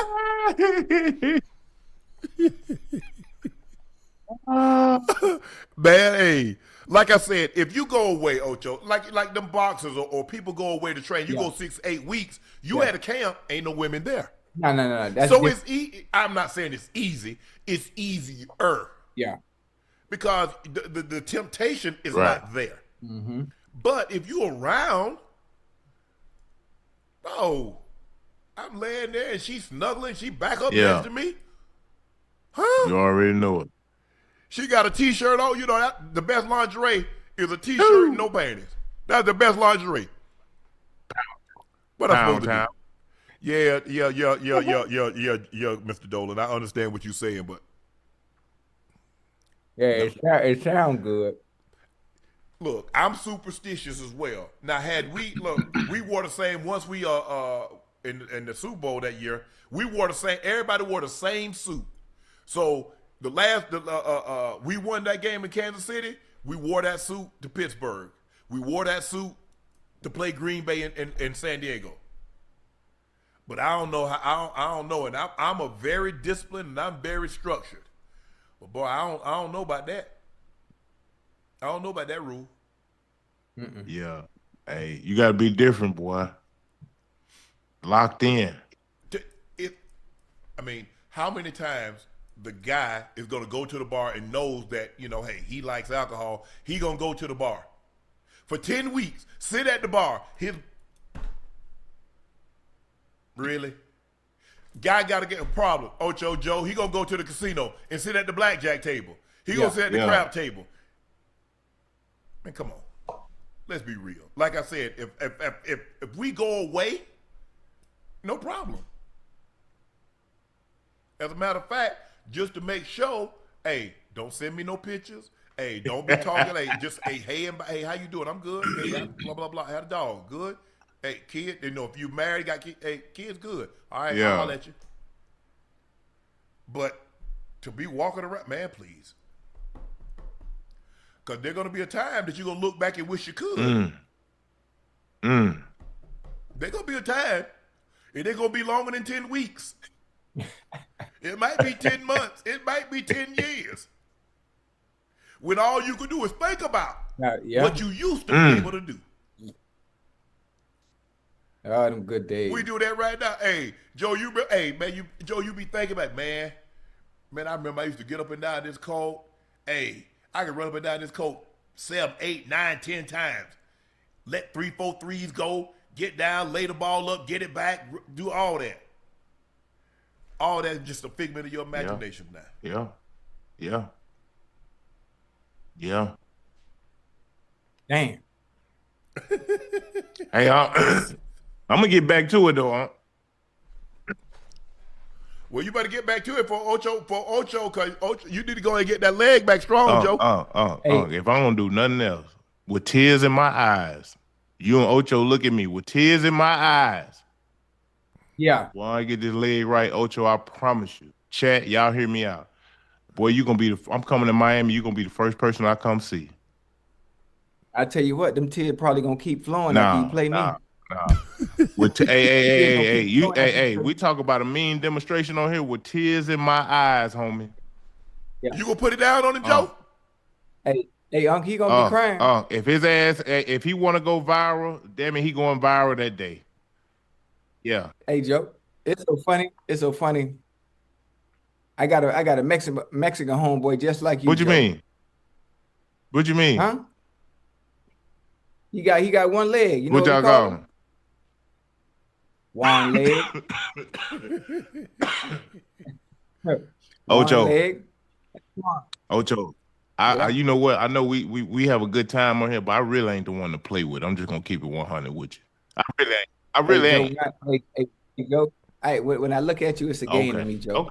Huh? Hey, Joe, when I see you, Joe, you like an Xbox or a PS5. That's all Joe. I need. See, for a guy like me, Ocho, I just need one thing to piss me off. And once I get pissed off, it's a wrap. It's a wrap. And he pissing you off right now, huh, Joe? Me off. And that man, Joe Ocho, that man said you got him pissed to the highest level of festivity. Hey, the funny thing about it, too, you know what I did before every game? 11, 12 years straight, I tried to piss my opponents off. I tried to piss them off because I want you. So you tried. So this is your tactic. This is what Ocho is known for. I want you as mad as possible. So when I do your ass in, you understand there's nothing you can do. There's no training. There's no film. There's nothing you can do to stop me from keeping me off your ass. Hey, it's going to be, see, when I'm pissed off, I ain't out of control. I have a control rage. You know what I'm saying?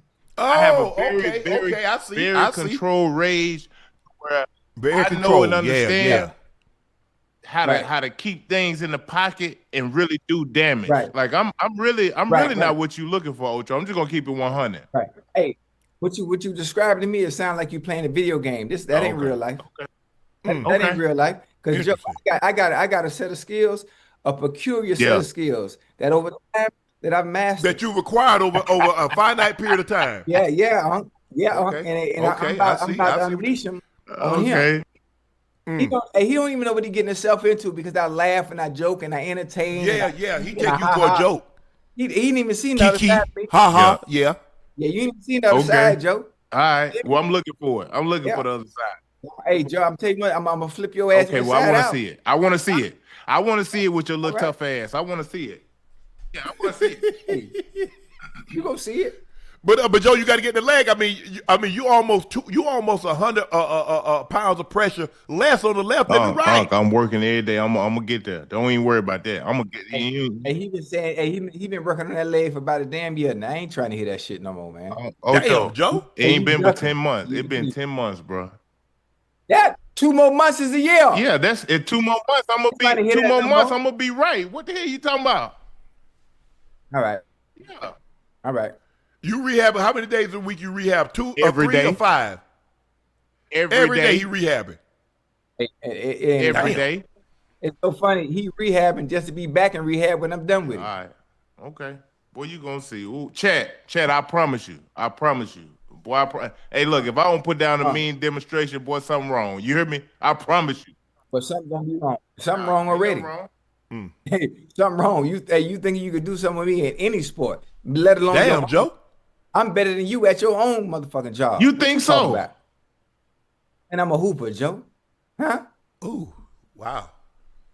Boy, a lie don't care. I'm ready, man. I know. I was thinking he get you in football, Joe. But he talking about You think he get me? Hold on. What make you think he get me in football? You think because he get? Damn, Ocho. He get me no damn football. Hey, Joe, Ocho. Joe say, hey, all he got to do is put the hands on you because, Joe got them long What he going to do with that? Tell the truth. What he going to do with that? Hey, the same thing everybody else with long arms. I'm going to push, I'm going to push his little ass down in the dirt. He ain't going to be, damn. Joe, ain't nobody finna touch me off that line, Joe. Stop. Joe, Joe, you go, hey, what you going to do? You going to do the creek? Hey, you going to pretend like you walking off and freezing, jam? Yeah, you going to stab? What you going to do? Open up? I'm going to mix it up. I ain't going to never. He's ain't going to mix it up on you. I'm going to give him a little bit of everything. Ocho, hey, he say, hey, we remember what Sneed did. Sneed did Tyreek. Yeah. You remember that, Ocho? But that quick jab in the slot. Step back and came forward, yeah. But that ain't gonna work. Oh, or he got the stab. Hey, bam, a bam. Hey, Unc. As soon as he stabbed, I'm grabbing that wrist and pulling through. I ain't worried. Because when I put my hands on him, when I grab him, I'm gonna lift his little ass up off the ground. And he damn. Yeah. Damn, Joe. Lift his little ass up. Yeah. I mean, because you got 5 yards. Yeah, hello. You got 5 yards to do whatever you want. You know he don't like to be touched. He ain't physical. He don't want that. He don't want that contact. Damn, Ocho, that man said he don't want that contact. Physical. Who ain't physical? He said you don't want that contact. Ocho. Come on up there with your bad self then.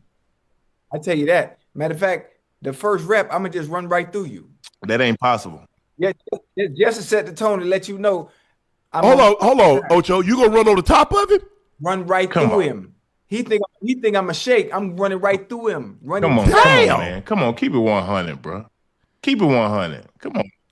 I don't know about that, Ocho. I mean, Joe say 250 right now. What that mean? What that tell you? If he 250, he's slow. That's he gonna be moving. Hey, his feet gonna be moving. I'm 6'8". I should be about 250, Ocho. And that 6'8" don't mean nothing. Jolly Green Giant. I don't see that. I don't see that, Joe. Listen, I'm not under them other little jive turkeys you be playing, Joe. I'm not one of them. Yeah, it's different over here, Joe. You know where I'm from? I don't know, Ocho. You better get your SWAT game. You better get your hands ready because I don't know you ain't did a whole lot of swatting lately. Listen, Joe, that's cookies. He think because he been out there with them high schoolers. I've been out killing the high schoolers and high school. Yeah, them kids Joe, you was out there working with. Yeah, those are premier college. They high schoolers. They ain't and NFL receivers. Huh? Joe said he a DB, do it to everybody, bro. Joe said he a DB.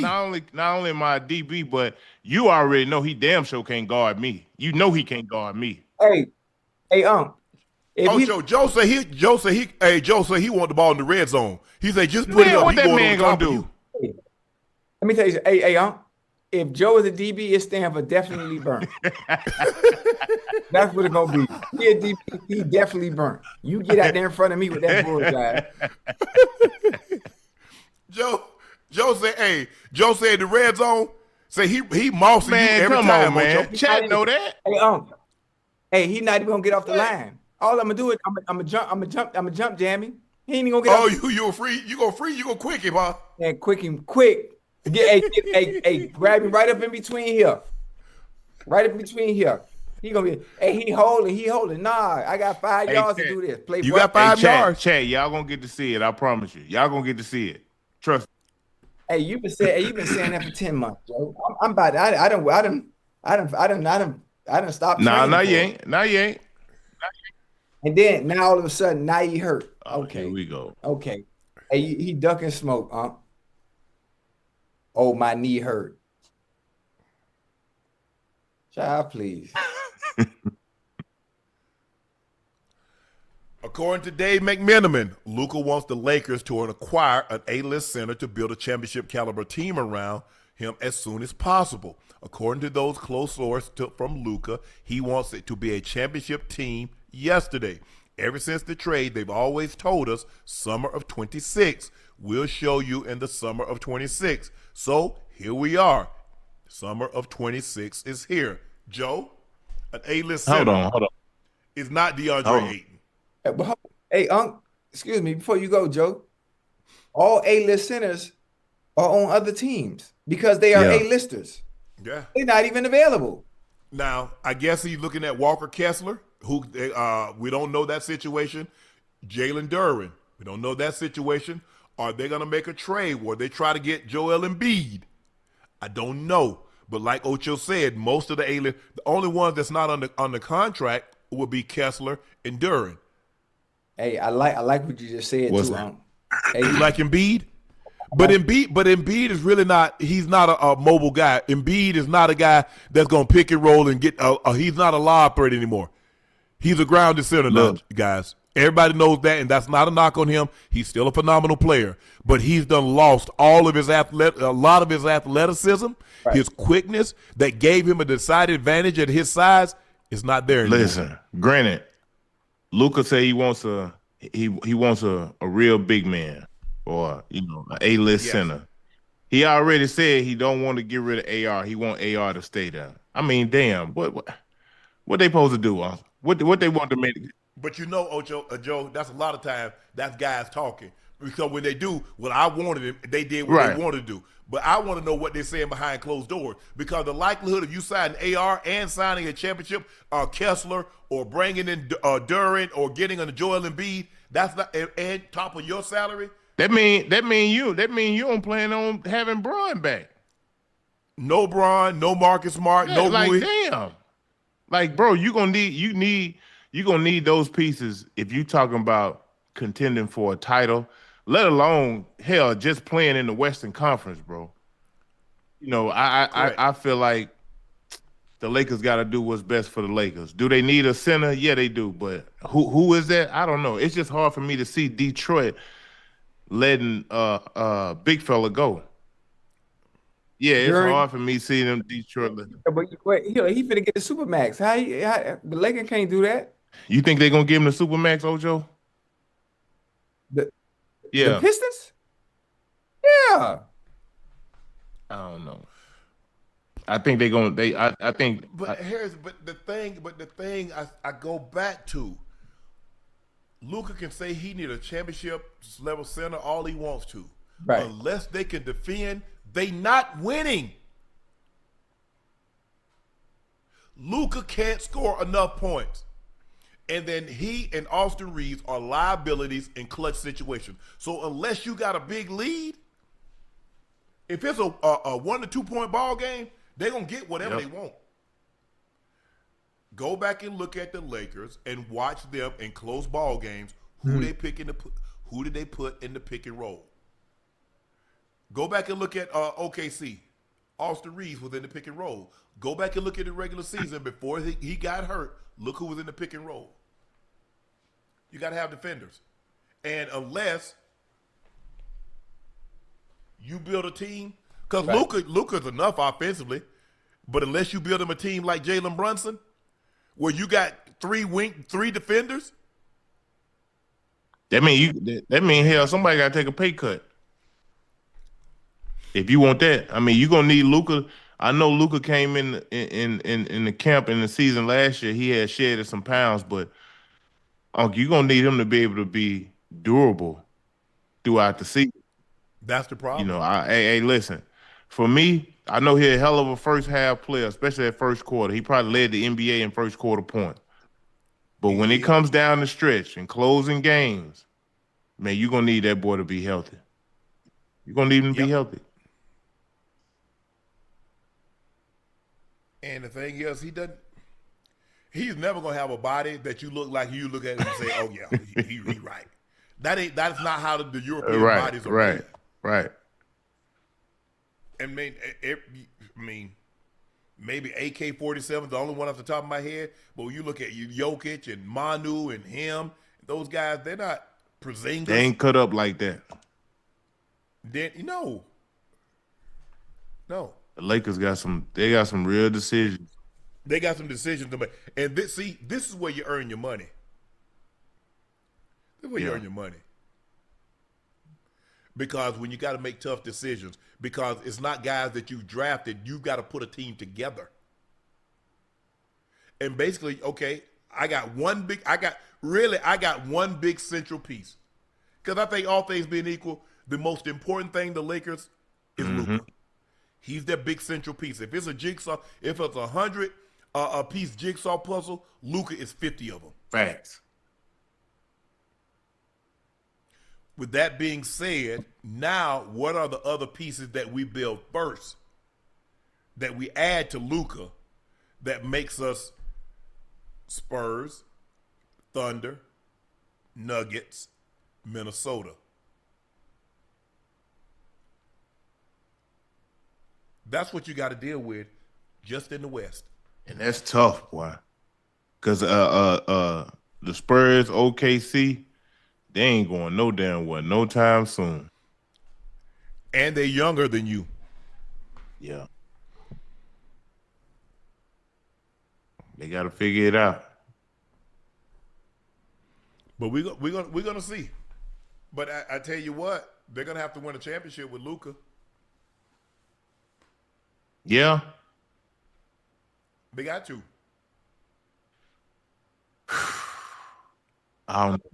Because for as much as people have criticized LeBron, in 8 years, guess who's won exactly one NBA title? LeBron. Giannis. Oh, guess who else has won in 8 years won an Jokic. NBA title? Jokic. And everybody talk about how great the same number as LeBron. Yeah. Now, they won more MVPs, obviously. I think LeBron the year after they won it, LeBron was on a great stretch before Solomon Thomas. Remember Solomon Hill clipped. He got that high ankle sprain. He was never the same when he came back. But I just don't know how you build the requisite pieces around when your central figure is Luka, and he didn't take a pay cut. And I think the thing is, everybody, general managers and owners are going to think everybody be like Jalen Brunson, and that ain't happening. Right? Nah, because I don't got I don't got AR taking no pay cut. I don't see Rui taking no damn pay cut. Hell no. Marcus Smart, whatever the market is for him, I don't see him taking no damn pay cut. Right. Guys ain't taking no pay. He's like, I took a pay cut the last year, which I don't blame him. Bad. So it's gonna be very interesting to see how they put this thing together. It is, man. McMenamin also writes, the Lakers are not expected to offer Bron anything close to the max contract. The Lakers could have around $50 million available before negotiating with Reeves, but that's without factoring in James and fellow free agent Rui Hachimura. Joe, do you see LeBron taking a team-friendly deal? I don't, fellas. I'm sorry. I don't see it. I know he, building a nice house he got out there in L.A., but I don't see that man taking no pay cut because, for him, the longevity that he's had in this game and the way he takes care of his body and the way he enjoys playing the game, playing at a high level, still at 41 years old. Hey, man, he understands. Look, if you ask Bron, he the GOAT. He the best to ever do it. That man ain't taking no damn pay cut to where he the fifth, sixth highest paid player on the damn team. He ain't doing that. Can I ask you a question, Joe? Where can he go and get a max contract at 42? Because I think a max contract is somewhere like 3 years, somewhere between 150 and 180. Where can he go and get that? Tell me the team that's going to offer him that. I don't know if a team going to offer him that, but I think, but I think if you're talking about doing a 1 year deal, maybe even a 2 year deal with a player option, I think that's possible, Unc and Ocho. 3 years is going to be tough. Yeah, I that's what I believe. I believe it's one and an option. Right. But here's the thing: how much is the one, and how much is the option? Right. You know what I think? And what you thinking? Correct me if I'm wrong, Unc and Joe. If LeBron understood the team he was going to, as far as taking a pay cut, if he understood that it was actually a championship caliber team and he actually had a chance to win. No, I still don't believe it. I don't think. If I actually have a chance to win another chip and add to my legacy that's already cemented and get another ring, I say I would take. There's nothing LeBron can do. People of mine are made up. You've heard, how many people, Joe, have you heard say he can win 5 rings and he's still not going to be better than Jordyn? He can score 50,000 points and he's still not going to be better than Jordyn. So in some people's mind, there's nothing he can do to supplant what Jordyn has done. Right. Because they're going to say, well, yeah, you won 5 rings, but it took you 24 years. Jordyn did it in 15. Kobe did it in 20. You see, the comparison's always going to be there. So me personally, looking at the landscape and hearing people talk, I don't believe there's anything LeBron James can do that will change people's mind. If they got Jordyn as their GOAT, ain't no moving them off that square, Joe. That's just me personally. Joe, you might have another opinion. Ocho, you might have another opinion. I think you're right on that, considering the fact that Jordyn got there 6 times and won all 6. He has an unblemished record in the finals. Correct. But if I'm Bron wants that 5th title. He wants that 5th title. I'm almost sure of that. And he understands the legacy that he's gonna leave behind when he's done. Like we talk about now. Every point that he scores goes down in history, fellas. He's trying to put that record out your damn misery. Like, you ain't even coming to the league thinking you finna even pass that. You know what I mean? I feel like he is one of those guys. So I think he thoroughly enjoys playing the game, and I think he wants to continue to put this scoring title out of reach. And yes, I think he wants to compete and win a 5th championship. Yeah, and for sure. Having to do that though, think about it now. having to do that and compete for another championship, you can't go to another team and then take max dollars thinking you're gonna be able to help. That's not gonna work. It's not gonna work that way. Now, if you just want to go off into the sunset, getting as much as you can based on what your true value is, then yes, okay, I'll stay with the Lakers. I think for LeBron looks at it, it's like my job to fix your salary cap and put a team together. You know what I bring.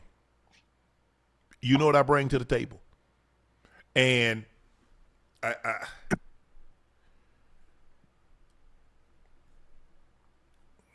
I said this before. I like LeBron to the Spurs. Do you? Yeah. But then he would have to take a pay cut. Well, I think that. Well, I mean, the only person that's really that's there for what you call them is Wemby. You got to do something with Wemby. Everybody else could wait another year. And there's your fifth title. The only thing about that Spurs, I don't like the Spurs. I'm gonna tell you why. I think it slows the process of the growth and development of some of those young guys, like Harper, because I think as great as LeBron is, it's a learning curve to be able to play with him. You know what I mean? Correct. Like a lot of young guys, they hell not. Because he needs the ball in his hands. Because he wants to distribute, play make, which is I think is probably his biggest attribute as far as playmaking. I think he really enjoys playmaking. Yeah, we all know he can score. Hell, he's the league leader, in history. But I think he enjoys playmaking and making guys better around him. And obviously, do I think he can make this San Antonio team better? Yes. But when you slow down the growth and development of some of those young guys, in particularly like Harper, because I think you're going to have to move him to that damn starting lineup, put that ball in his hands, man. And Castle. Hey, but hold on, Unc and Joe, as you get older, right, you got to be able to adapt. As you get older, you got to be able to adjust. LeBron showed he can adapt and he can adjust to different circumstances as opposed to how it was when he was in Cleveland. He wasn't happy about it, though, Ocho. All right, wait, hold on, Unc. But he showed he can do it. And he showed he can still be efficient. He showed he can still score, even being the third option. So who's to say he can't go to the Spurs understanding, like you said, okay, you know what? I don't want to shorten the growth spurt for these young players. I still want to allow them to continue to grow and learn the game. So I'm going to come here and take a step back and allow them to do just that. And where they need me, I will insert myself when need be. That's not how he's wired. Nah. Trying to get that fifth one. He's trying to get the fifth one and make as much money as he possibly can while contributing.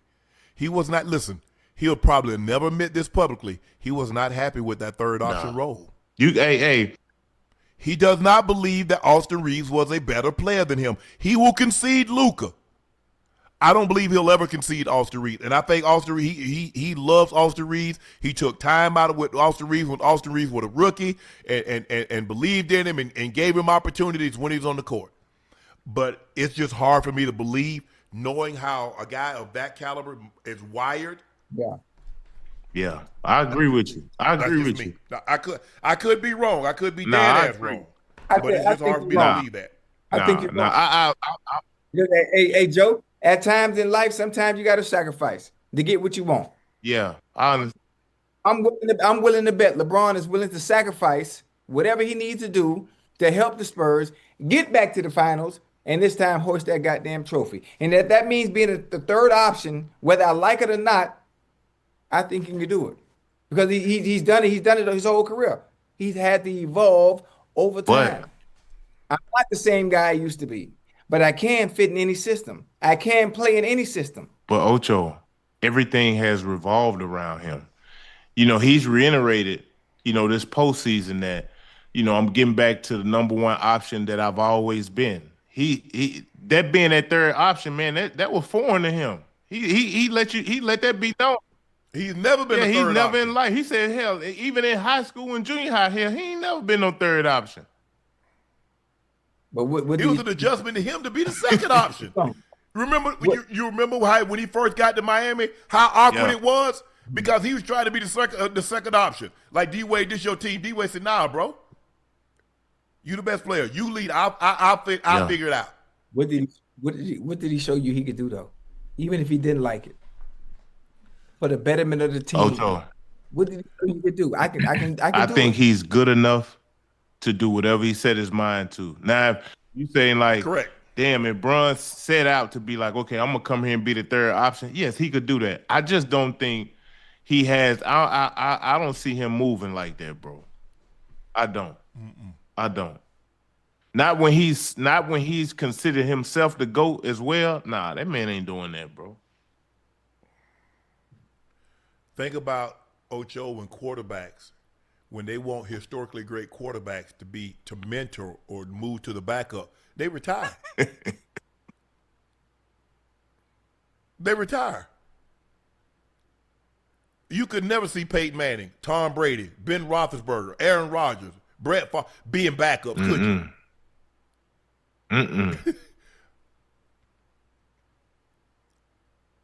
It take, and when he's been that, and like I said, he's like, look, when I was the number one option, look what I did. I led a team to the post. I led a team, and we took down a team that people didn't think we were going to beat. We beat the Houston Rockets. Me as the lead, at scoring 24 points, 7, 8 rebounds, 7, 8 assists, something like that. I could do this. Hey, but Uncle Joe, as you get older in your career, LeBron is going to be 42. Yes.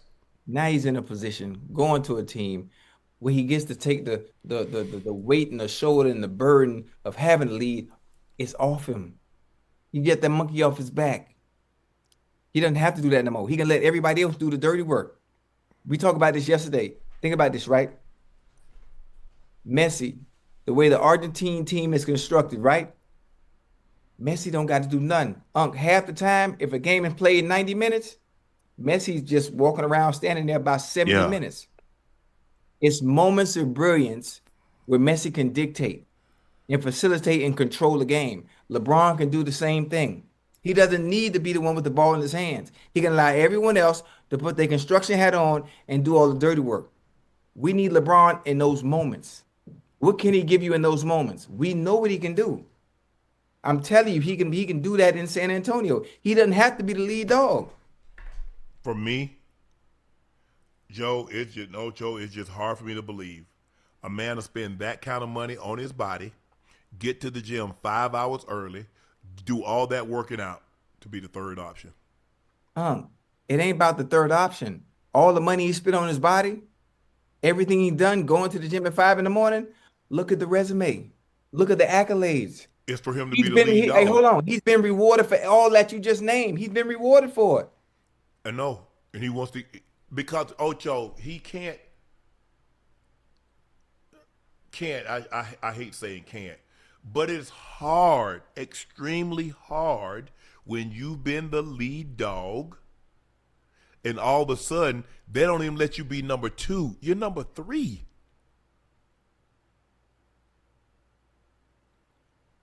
Well, I mean, at that point, it would just be stat pattern. And if he's not able to do it, you got to be able to adjust. You got to be able to adapt, especially when you know you're not the same person you used to be.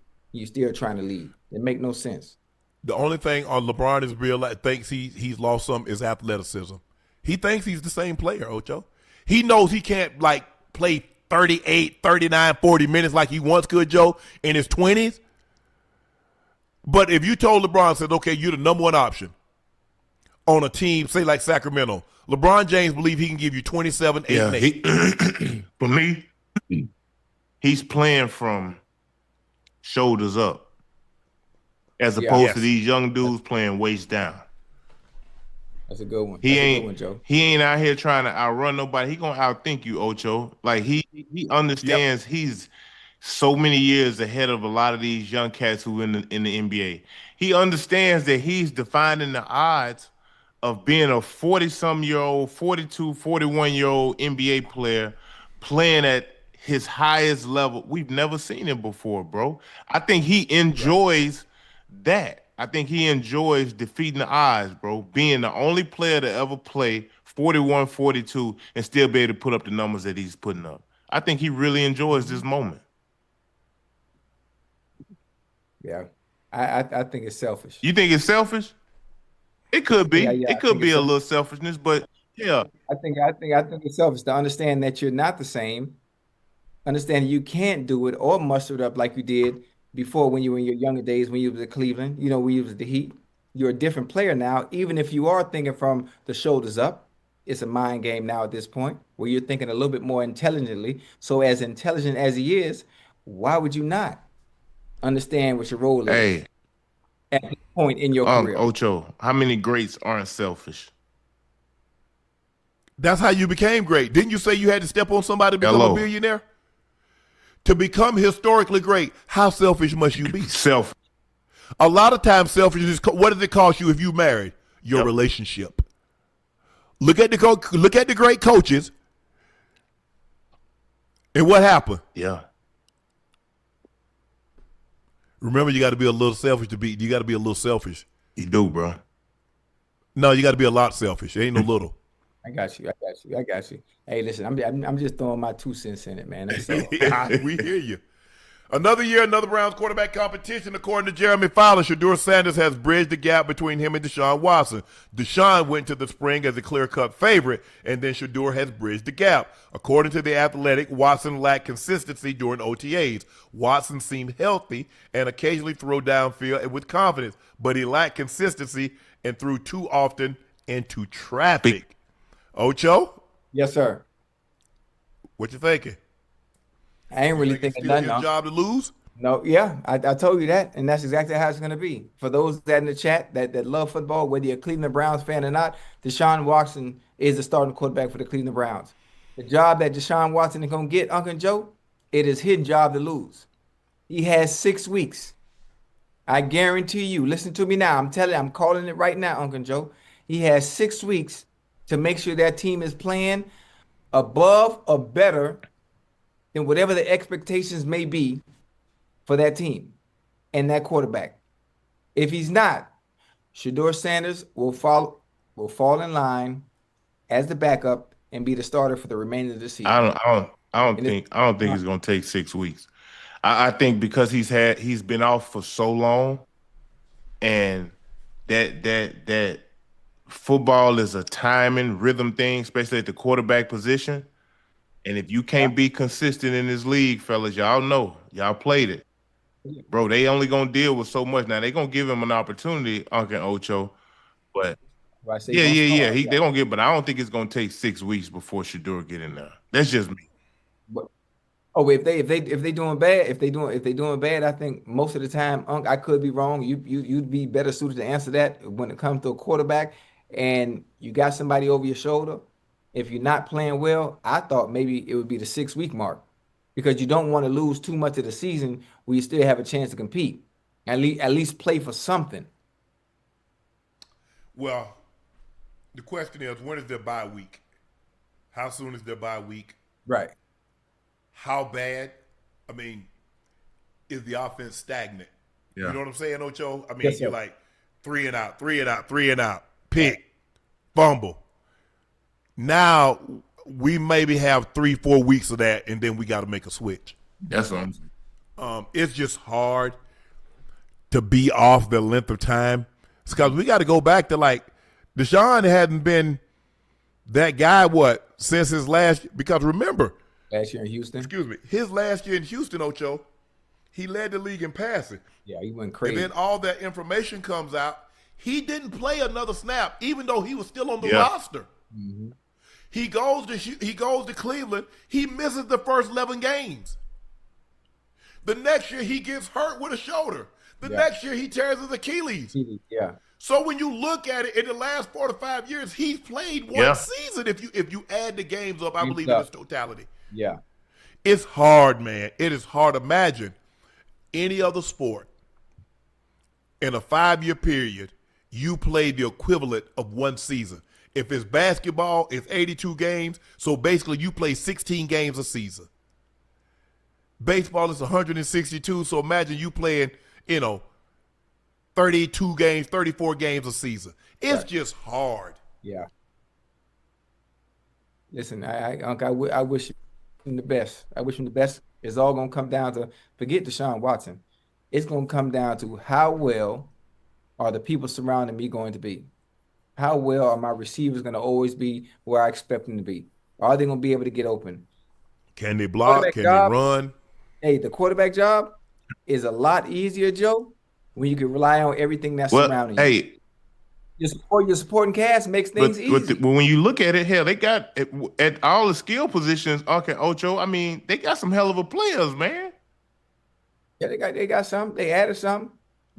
So I think he got plenty of weapons that he can use. It's just the rhythm and timing that you need at that quarterback position, bro, after being off for real, 3, 4, 5 years. Damn, it's hard to come in thinking this man gonna be him. You feel me? That's hard. Yes. Because we remember what him was. Because we keep hoping, Ocho, to see him. The last time we saw DeShawn Watson start a full season, play like that, we remember what he was. So we just keep saying, okay, that. I don't know if he'll ever be that again. That's what I'm saying. Hey, honestly, I ain't going to put nothing past him. Again, I think it all comes down to a supporting cast. Them boys got to be on point. They have to make his job easy.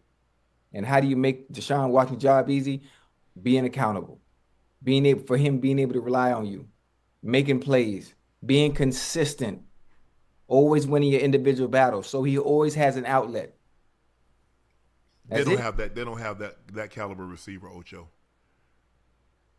Hey, to consistently get open, the chases, the JSNs, the Puka Nakuas, they don't have that. Yeah, they don't have that, but that system that they do have, DeShawn got to know it like the back of his hand. I'm not sure who the offensive coordinator is. I don't know him, I don't know his name by heart, but he has to learn. Listen, if I had Todd Monken's the coordinator. Oh, Todd Monken? Listen. Yeah, he's the head coach and the coordinator. Yeah. Okay. If I have some discrepancies and inconsistency with my quarterback, then I have to know those that are around them. I got to understand their strengths and their weaknesses and put them in positions to make my quarterback job easy. What if you're I got to know what everyone else does well for this offense to go. What if your wide receiver strength and weaknesses isn't what your quarterback does well? And what about if your quarterback, what he does well isn't what they do well? Now what we do? Hey, hey, honestly, somebody shouldn't be in the league, boy, if it's that bad, boy. I got to be able to rely on somebody. Man, listen, I want to see the Browns be competitive, bro. Yes. I really do.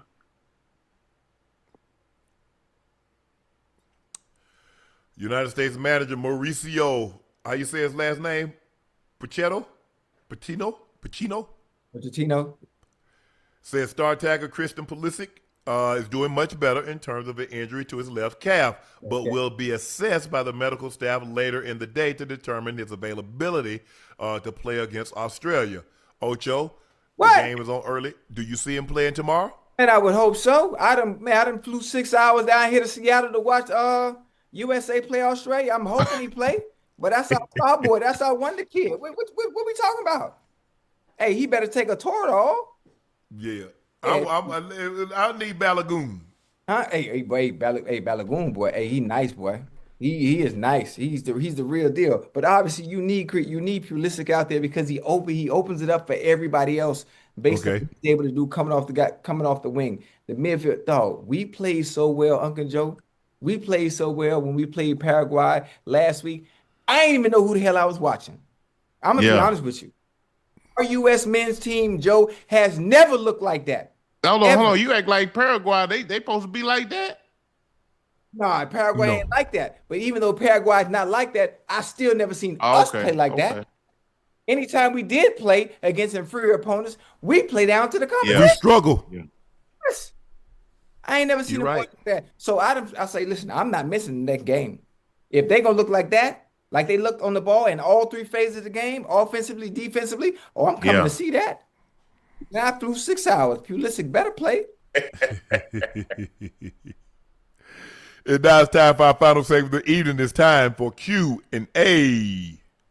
Talk about calf. Joe, you laughing, Joe? Well, you know how long that flight from Miami to Seattle was? Yeah, that's what I told you. I thought you ain't gonna play. You better come get my calf. Before we get to the super chat, we got one video voicemail from our Discord. Let's take a listen.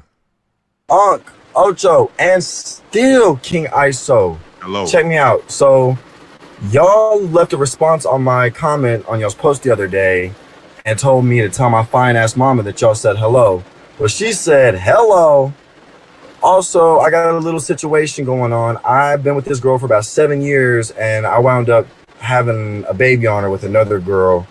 But I'm still in love with this girl, and I want to be with her, but I also want to be in my kid's life. So any advice from y'all? Like, I don't know, man. Also, go Duke, double ACC champs, baby. First, hold up. Hey, First off, who said something about his mama?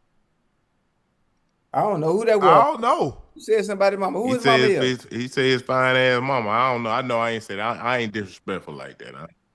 I don't even talk I ain't disrespectful publicly like that.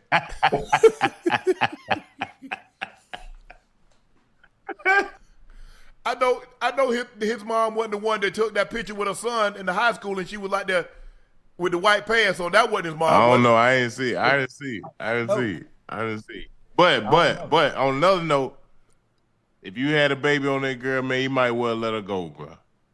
Let it go. Yeah. Hey, you gotta ask a woman. Nah, they ain't never gonna forget that. She ain't never gonna forget that. No. Hold on, Cause Joe. boy, that lick she get back gonna hurt. Yeah, it is. Oh, hey, baby, you sleep? Hey, if you was dating somebody, right, and they had a child on you, could you see yourself still dealing with that person? Yeah. Hey, homie. Yeah, just go ahead and let that go, boy. Yeah, just go ahead and let that go. You ain't gonna never live that down. And obviously, whenever y'all it's gonna get thrown in your face. So throw it in your face every time. Just go ahead and be in your child life. Matter of fact, whoever you had a child from, if you can, you might want to, try that route. Yeah, that's a tough one. It is. Yeah. I mean, it takes a special type of a woman to forgive a child. I think obviously it's a lot different between boyfriend and girlfriend and somebody being married.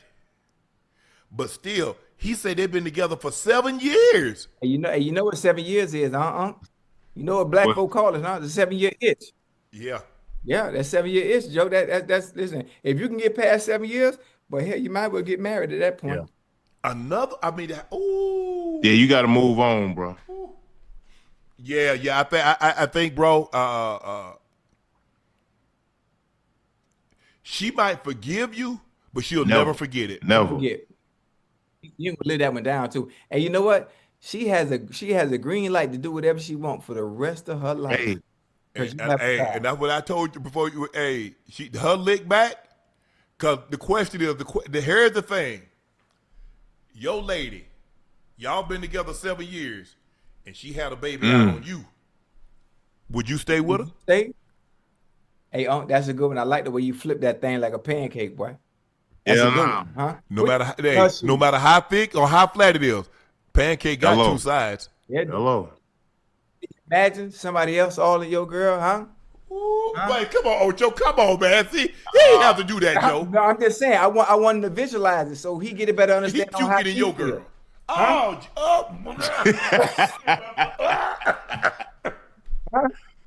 You feel me? Just think about the noises she make, huh? But it ain't from you. It's somebody else. Come on, Ocho. Ocho, come on, Put man. that in your head. Ocho. I'm just saying. I'm just trying to. I tell you what though. She ain't gonna trust your ass. You going nowhere or doing nothing. So she gonna always question you. She probably gonna want you to share your location with her. Yeah. Every time. You don't want to deal with none of that, bro. You're gonna be miserable, man. Go ahead and go ahead and leave. Cut your losses, twin. Cut your losses. Ooh, shit. Every time you leave the house, she gonna make sure you got that damn location on. Nah, you don't want. No, every time she leave the house. Cause you thinking she go get that lick back. You don't want to deal with that. Just go ahead and let her go, twin. Yeah. Just, hey, it was fun. Hey, I'm sorry, and but yeah, you got to. And having a baby. TS Car Wash Detail Service panel. Who y'all taking to start y'all team with? Kareem, Dream, Shaq, Wemby, Jokic, Tim, Wilt. Damn, I'm taking Shaq. I don't give a damn what nobody say. Well, shoot, the way they talk about Wilt and what he did back in the day, I'm gonna take Wilt. You know, I still ain't seen nobody do what Wilt did. I ain't seen gonna see nobody do that. Ain't nobody gonna average 30 or 24 That's for a career. Insane. Yeah, I'm going with Wilt. You know what, Joe? I think it really has a lot to do with era. Yeah. Yeah. Who you taking on? Because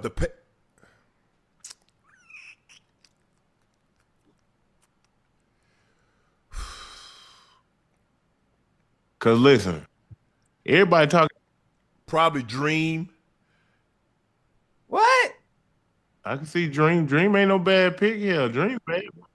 Dream ain't no bad pick, but based on everything we talking about now, y'all told me Wilt was the greatest center of all time. What we talking about? But like us in that era. Oh, So we ain't now picking you the era. gotta We ain't realize picking era. We picking one era. We can't use eras as a description. You have to, Ocho. Because you think Wilt gonna be able to do what he doing in this era because there are more 7-footers. You gotta realize there weren't probably 2 7-footers when Wilt played.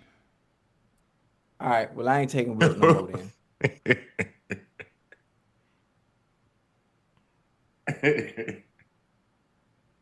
I'm taking Nah, Shaq. you can't. I already got him. You I already Shaq. got him. You got to pick somebody else. Yep. So you my gotta bad. take Wemby, Jokic, Tim. He going through all them. Shaq going through all them. I got Dream held his own. So I already seen what Dream do. No. Dream. And Dream gave him fits on the offensive end. So you got to give Shaq fits on the offensive end. Dream wore him out in that finals. What was that? 94? 5. Yeah. 94. They played 95. the Knicks. Hey, what position Ronnie Cycli played, huh? Ronnie Cycli. Center. He was a center. Yeah. Okay, I just. What you know about Ronnie Cycli? You remember he played for the Heat? Yeah, I'm from Miami, Joe. Okay, that's who you taking? Yeah, he taking Ronnie Cycli? Him and Derek Coleman. Nah, I was just thinking about centers. That's all. You get your head toe out the frame. Nah, I'm just thinking about centers. When you mentioned centers, the first thing I said, wait, Miami Heat, Yeah. yeah, centers. Okay, yeah. I mean, he can't compete with them boys. We talking about so. LeBron, as a 16-year-old, was driving a Hummer in high school. Now, how many 16-year-olds had a Hummer in high school? Not at that time. Not many, unless your dad was Bezos or Zuckerberg, a Bill Gates, somebody like that. Hey, I was getting, she was 16, but I was on the bus. Hey, hold on, while y'all talking, well, I seen some. My son went to a private school his junior and senior year, Kings Ridge. Yeah. Them folks driving Lamborghinis, Mercedes trucks. Yeah, in high school, Ocho. Wow. Look. I'm taking them to school for like the first couple weeks because it's about 20, 30 minutes from the crib. I see how them young boys pulling up. I'm like, damn, I felt obligated to let him drive my Range Rover. I was like, man, you gonna drive my Range Rover. Don't worry about it. You ain't wanted to feel some type of way, Joe. Hold on. I let him drive my Range Rover. It wasn't 3 weeks. Hell, somebody had to ran into him. I'm like, oh, man. Damn. Yeah. Dr. Frank L. Bell said, hey, fam, Ocho, love the new Adidas commercial. Thank you. It is dope. Yeah, it's dope. It's dope. I like them gold thing y'all boy had on y'all feet, boy. Yeah. Appreciate that.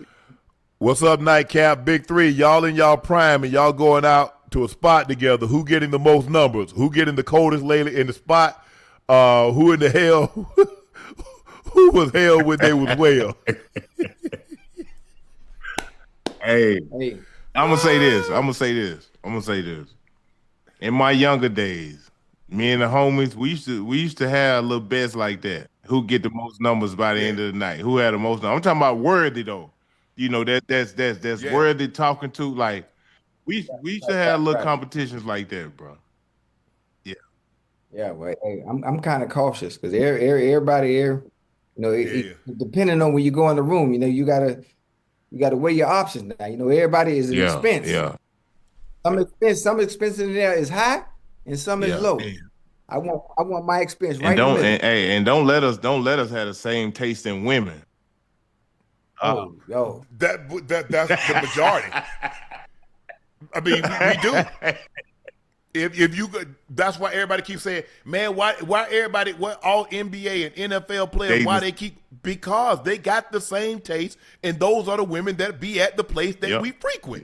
Yeah, they know what they're doing. The women know what they're doing. Yeah. In order to get what you want, you got to hang at the same places where they gonna be. If you're trying to get chose, you got to be in the place, huh? If I want fish for dinner, where am I going? I'm going to the fish market. Yes, sir. Duh. If you're trying to get an athlete, where are you going to go? Where do athletes hang out at? Once you figure that out, okay, let me go and see if I can get chosen. Nice ladies, where do the nice ladies hang out at? Church. Okay, let me go see if I can see what's really going on. Church. It ain't that complicated. It ain't. Hey, they pretend like it's all innocent. Oh, I was only there with my girl. Yeah. I'm only in town for a couple of days. I just came to visit. Yeah, okay. That's just enough. I don't want you here any longer. Nah, it's I was shy back in the day. I'm cool, Sure, I'm still shy now. Yeah. I was, I ain't trying to take nobody home. I'm leaving the club just like I came. I came by myself. I'm gonna leave by myself. That ain't how you used to move back then. That's how I moved. Now like you that, probably move like that now. You wouldn't. No. Now, man, I would. Yeah. See, now you wouldn't. But back then, no. Not bring her home from the club. Oh no.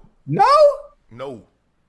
Hey, I take care of business at. Well, I ain't even never go to no club, Nah, that wasn't me, Joe.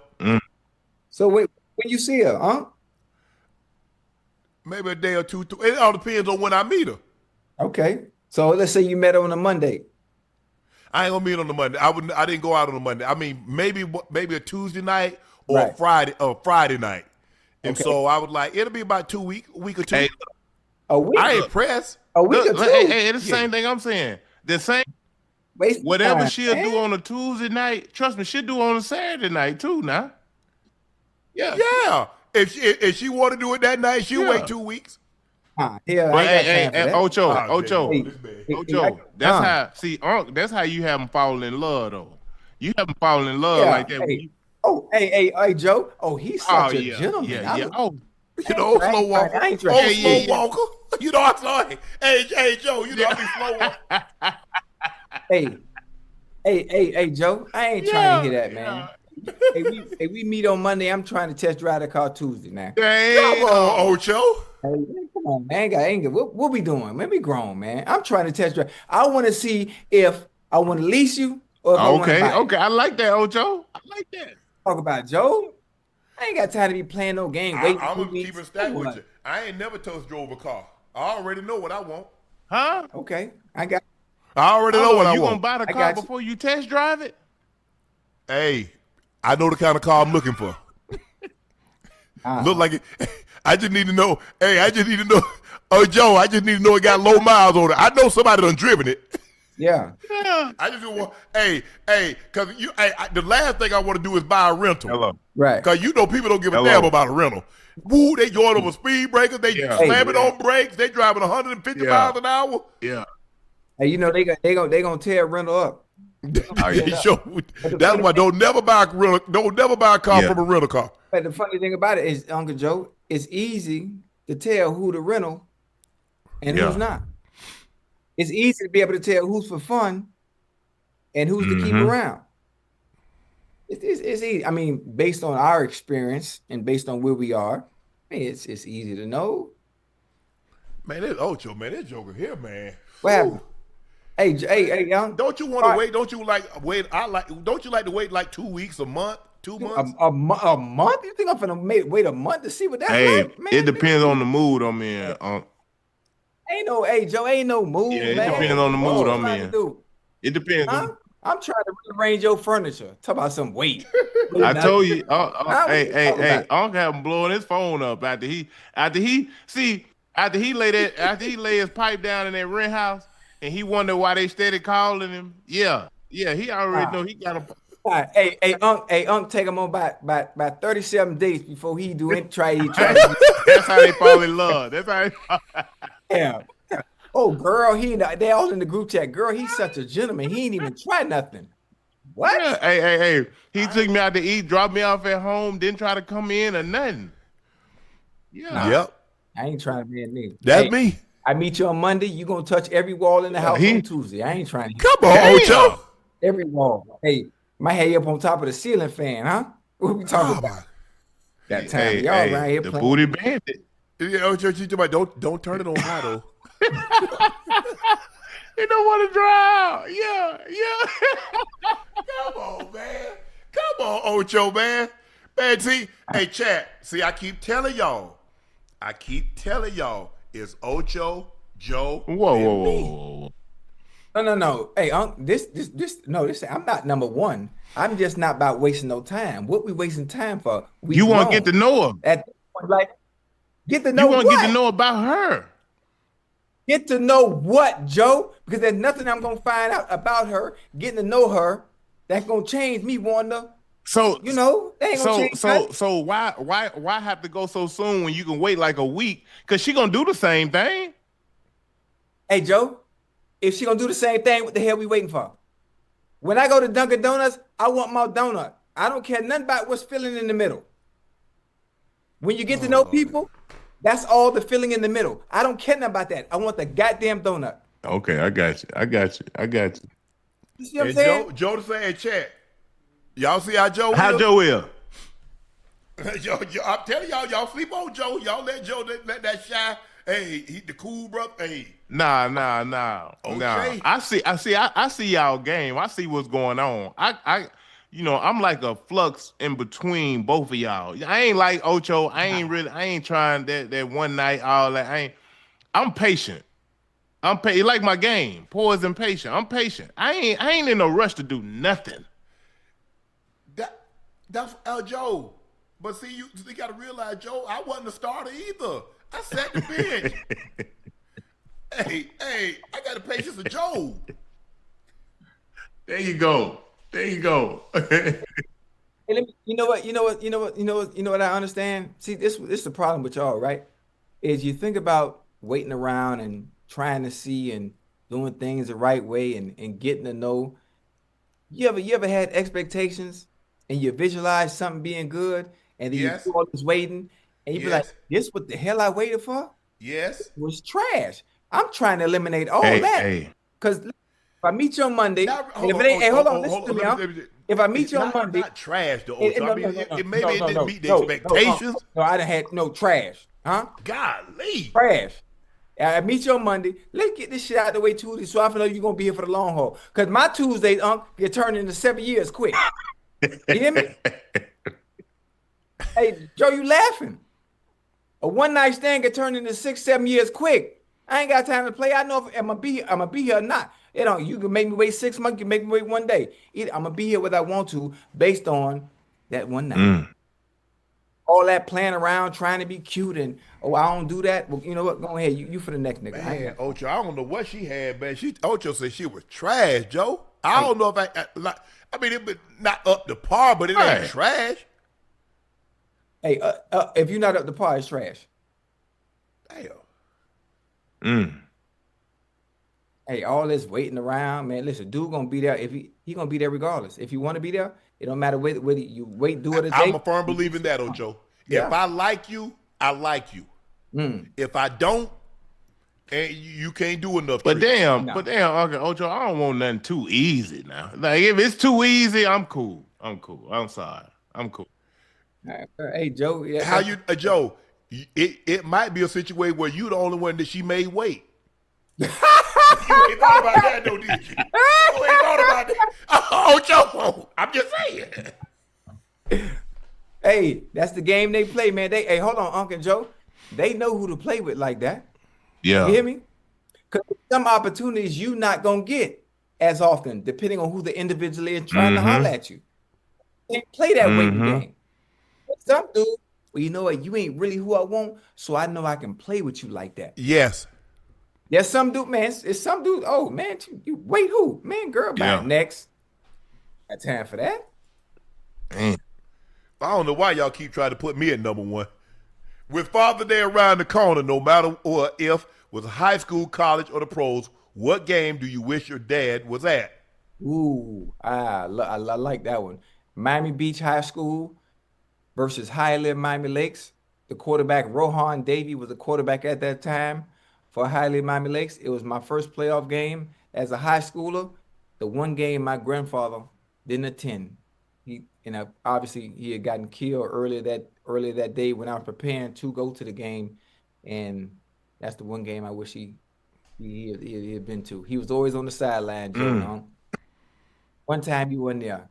I obviously kind of, and when I'm young like that, you don't think anything is wrong. You just think, okay, he missed the game finally, and man, Pops had passed away. Man, he got shot. For me, sorry to hear that, Ocho. I never forget that. Remember Rohan Davey, Unc? Huh? Yeah. With the LSU. Yeah, but He played with the Patriots. Yeah. Damn. And they whooped their ass. For me, it will probably be my last high school game. High school was the best to me.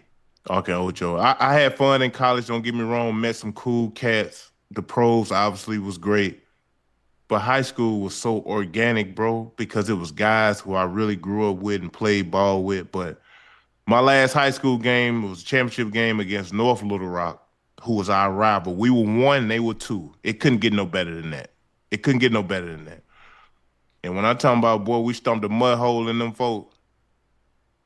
Oh, man. I wish my pops would have been there, bro. But it's no better feeling than that. I still got the game. I had it on cassette. I got to put it on a disc to where I watch it from time to time. I don't know about y'all, but I enjoy watching a lot of them old games I played in high school, college, even the pros. I need to, you know what, Joe? I need to go get some of that high school, college. Good boy. I put that a mean demonstration. You know what? I would probably say, yeah, I would like to see him, but the Super Bowl. Because I wanted him to see his son play in the Super Bowl. Yeah. And to have my dad, because I'd have asked Mike. My dad has never really seen me play. Can I have him on the sideline? Because I really never ask. Right. Stuff like that. Yeah, I mean, my homeboys come, they'd get past. I always kept my homeboys on the sideline. You get your homeboys on the sideline, Ocho? Yeah, absolutely. And my homeboys always stayed on the sideline. Matter of fact, even still to this day, remember I had Butter on the sideline? Yeah. Yeah. I mean, say Cincinnati boy, they can do no wrong in my eyes, man. Yeah. In fact, I don't abuse it, Unc and Joe. No. Just anytime I come, it's always love. Yeah. My pops enjoyed it, bro. He like I tell y'all, I didn't really. Now I seen him when I was a kid, 8, 9 years old. He lived with my grandparents. I used to go down there all the time, but I didn't really meet him and know who he was as a person till I was about 26 years old. I was already 5 years into the league. And when he came to Atlanta to live with me, he experienced anything you could, especially a guy just getting out of prison, just coming from incarcerated. Bro, he lived the best life he could possibly live. Go to NBA, countless NBA games, countless All-Star games. Man, that man had a ball, bro. But my high school years, I wish, to some degree, he could have seen some of that. That's what it's about. For them to experience that. That's what it's about. I'm 29, and my grandmother used to always say, players change, but the game stays the same. As a kid, I didn't understand, but I do now. Hello. Hey, the game will always be the game. It is. You better learn to play it or we'll play you. Yeah. You're right, fellas. You're right. Damn, Ocho, you in my basketball game and you only want to play defense. What the F? I see why Cam Patterson is mad at you. Keep the beard going on. Man, Cam Patterson out his mind. You played that celebrity basketball game with him, right, Ocho? Yeah. Wait, which one was this? That one. I think it was because he's a comedian. I think that one what was that? Oh, this a dude you just interviewed. Yeah. Said, well, he a character, ain't he, man? Man, Joe, man, this man had me laughing so hard, man. This dude say whatever's on his mind, he say. I say, bro, because he trying to explain to me like a dating app. I said, bro, I ain't got no dating app. He's like, you ain't up in. I said, no. I said, the people I've kind of met organically. He's like, I said, well, like you build a profile. He's like, well, you just explain it. And people like, hey, how you? I said, bro, I understand how a debit card work. I ain't never had one. People don't believe that I don't have PayPal and Cash Apps and all that stuff and a debit card. I'm like, when debit cards first came out, Joe, I don't know if they still did do this, but they used to charge you. They would charge you a fee like $1, $2 to withdraw your money. I said, hold on, you gonna charge me money to withdraw my money? I like, nah, I don't want no card. I don't want no card. But nah, he funny, man. This dude here, boy, I was laughing. He had me bad from shooting his shot at Meg to his scene in the movie with Kevin Hart. I mean, he was just he a funny dude. He a character, boy. It's my 24th. It's my 24th birthday. I would love a shout out from the Big Three. Happy 24th, bro. Happy 24th, my boy. Happy 24th. You and your lady got something special. You know, you got something up your sleeve. But happy 24th birthday. I came across a video with Ocho on TV with Unc.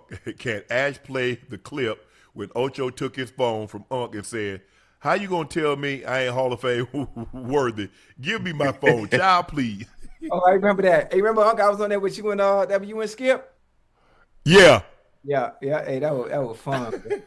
Hey, Joe. Well, I snatched my phone quick. Man, give me my goddamn phone, man. Well, it's simple. We know who Jalen Brunson was talking about, the same WNBA coach who said you need a 1A player to win a championship. Guys, okay, so how many Jalen Brunsons have been able to do this? Y'all make it seem like it was so far out of the realm of possibility what she was saying. So in the 80-year history, you've had a guy 6'1" or below win 3 championships as the lead dog. No, you had 2, because Steph is like 6'3". But if you say 6'3" or under, you've had 3 guys in 80 years. Steph Curry, Isaiah Thomas, Jalen Brunson. Jalen Brunson's probably the shortest of the 3. She didn't say anything wrong, guys. Right. Jalen is a phenomenal player. They did a great job of constructing a team around him. Look at what he had in order. Same thing with Isaiah. Joe Dumars can play defense. John Sally can play defense. Dennis Rodman can play defense. Steph was built totally different. They got shooters. But they had some guys. Draymond played defense. They had some guys that could play D a little. Mainly Draymond, Klay Thompson. But come on, man. Y'all make it seem like she just arbitrarily pulled this out. Right. She didn't. So 3 times in 80 years. Isaiah won what was that? 89, 90. Steph won 15, 17, 18. And then Brunson won in 26. Think about that. Jalen Brunson is phenomenal. He is a phenomenal player. Kudos. But y'all make it seem like she just said, oh, she's like, because we hadn't seen it. You'd only seen it twice prior to him doing it. And I think Brunson needed that too. Yes. He needed that. He needed to carry that weight of the naysayers saying that he can't do this, he can't do that. Right. And he put belief in himself and went out there and done it. But let me ask you a question, Joe. How many teams you think going to build their team around a 6'1" or lower point guard? It ain't gonna be many, bro. Hey, and I just asked the question was night before last, or what might have been yesterday. The fact that he was able to win one and he's only 6'1", you think that would change the opportunities No. for point guards that are short? Because you base it on history, that's 3 times in 80 years. Mm. So you look at a situation, Ocho, every 26 years. Oh, excuse me, damn near every 29 years. That'll happen.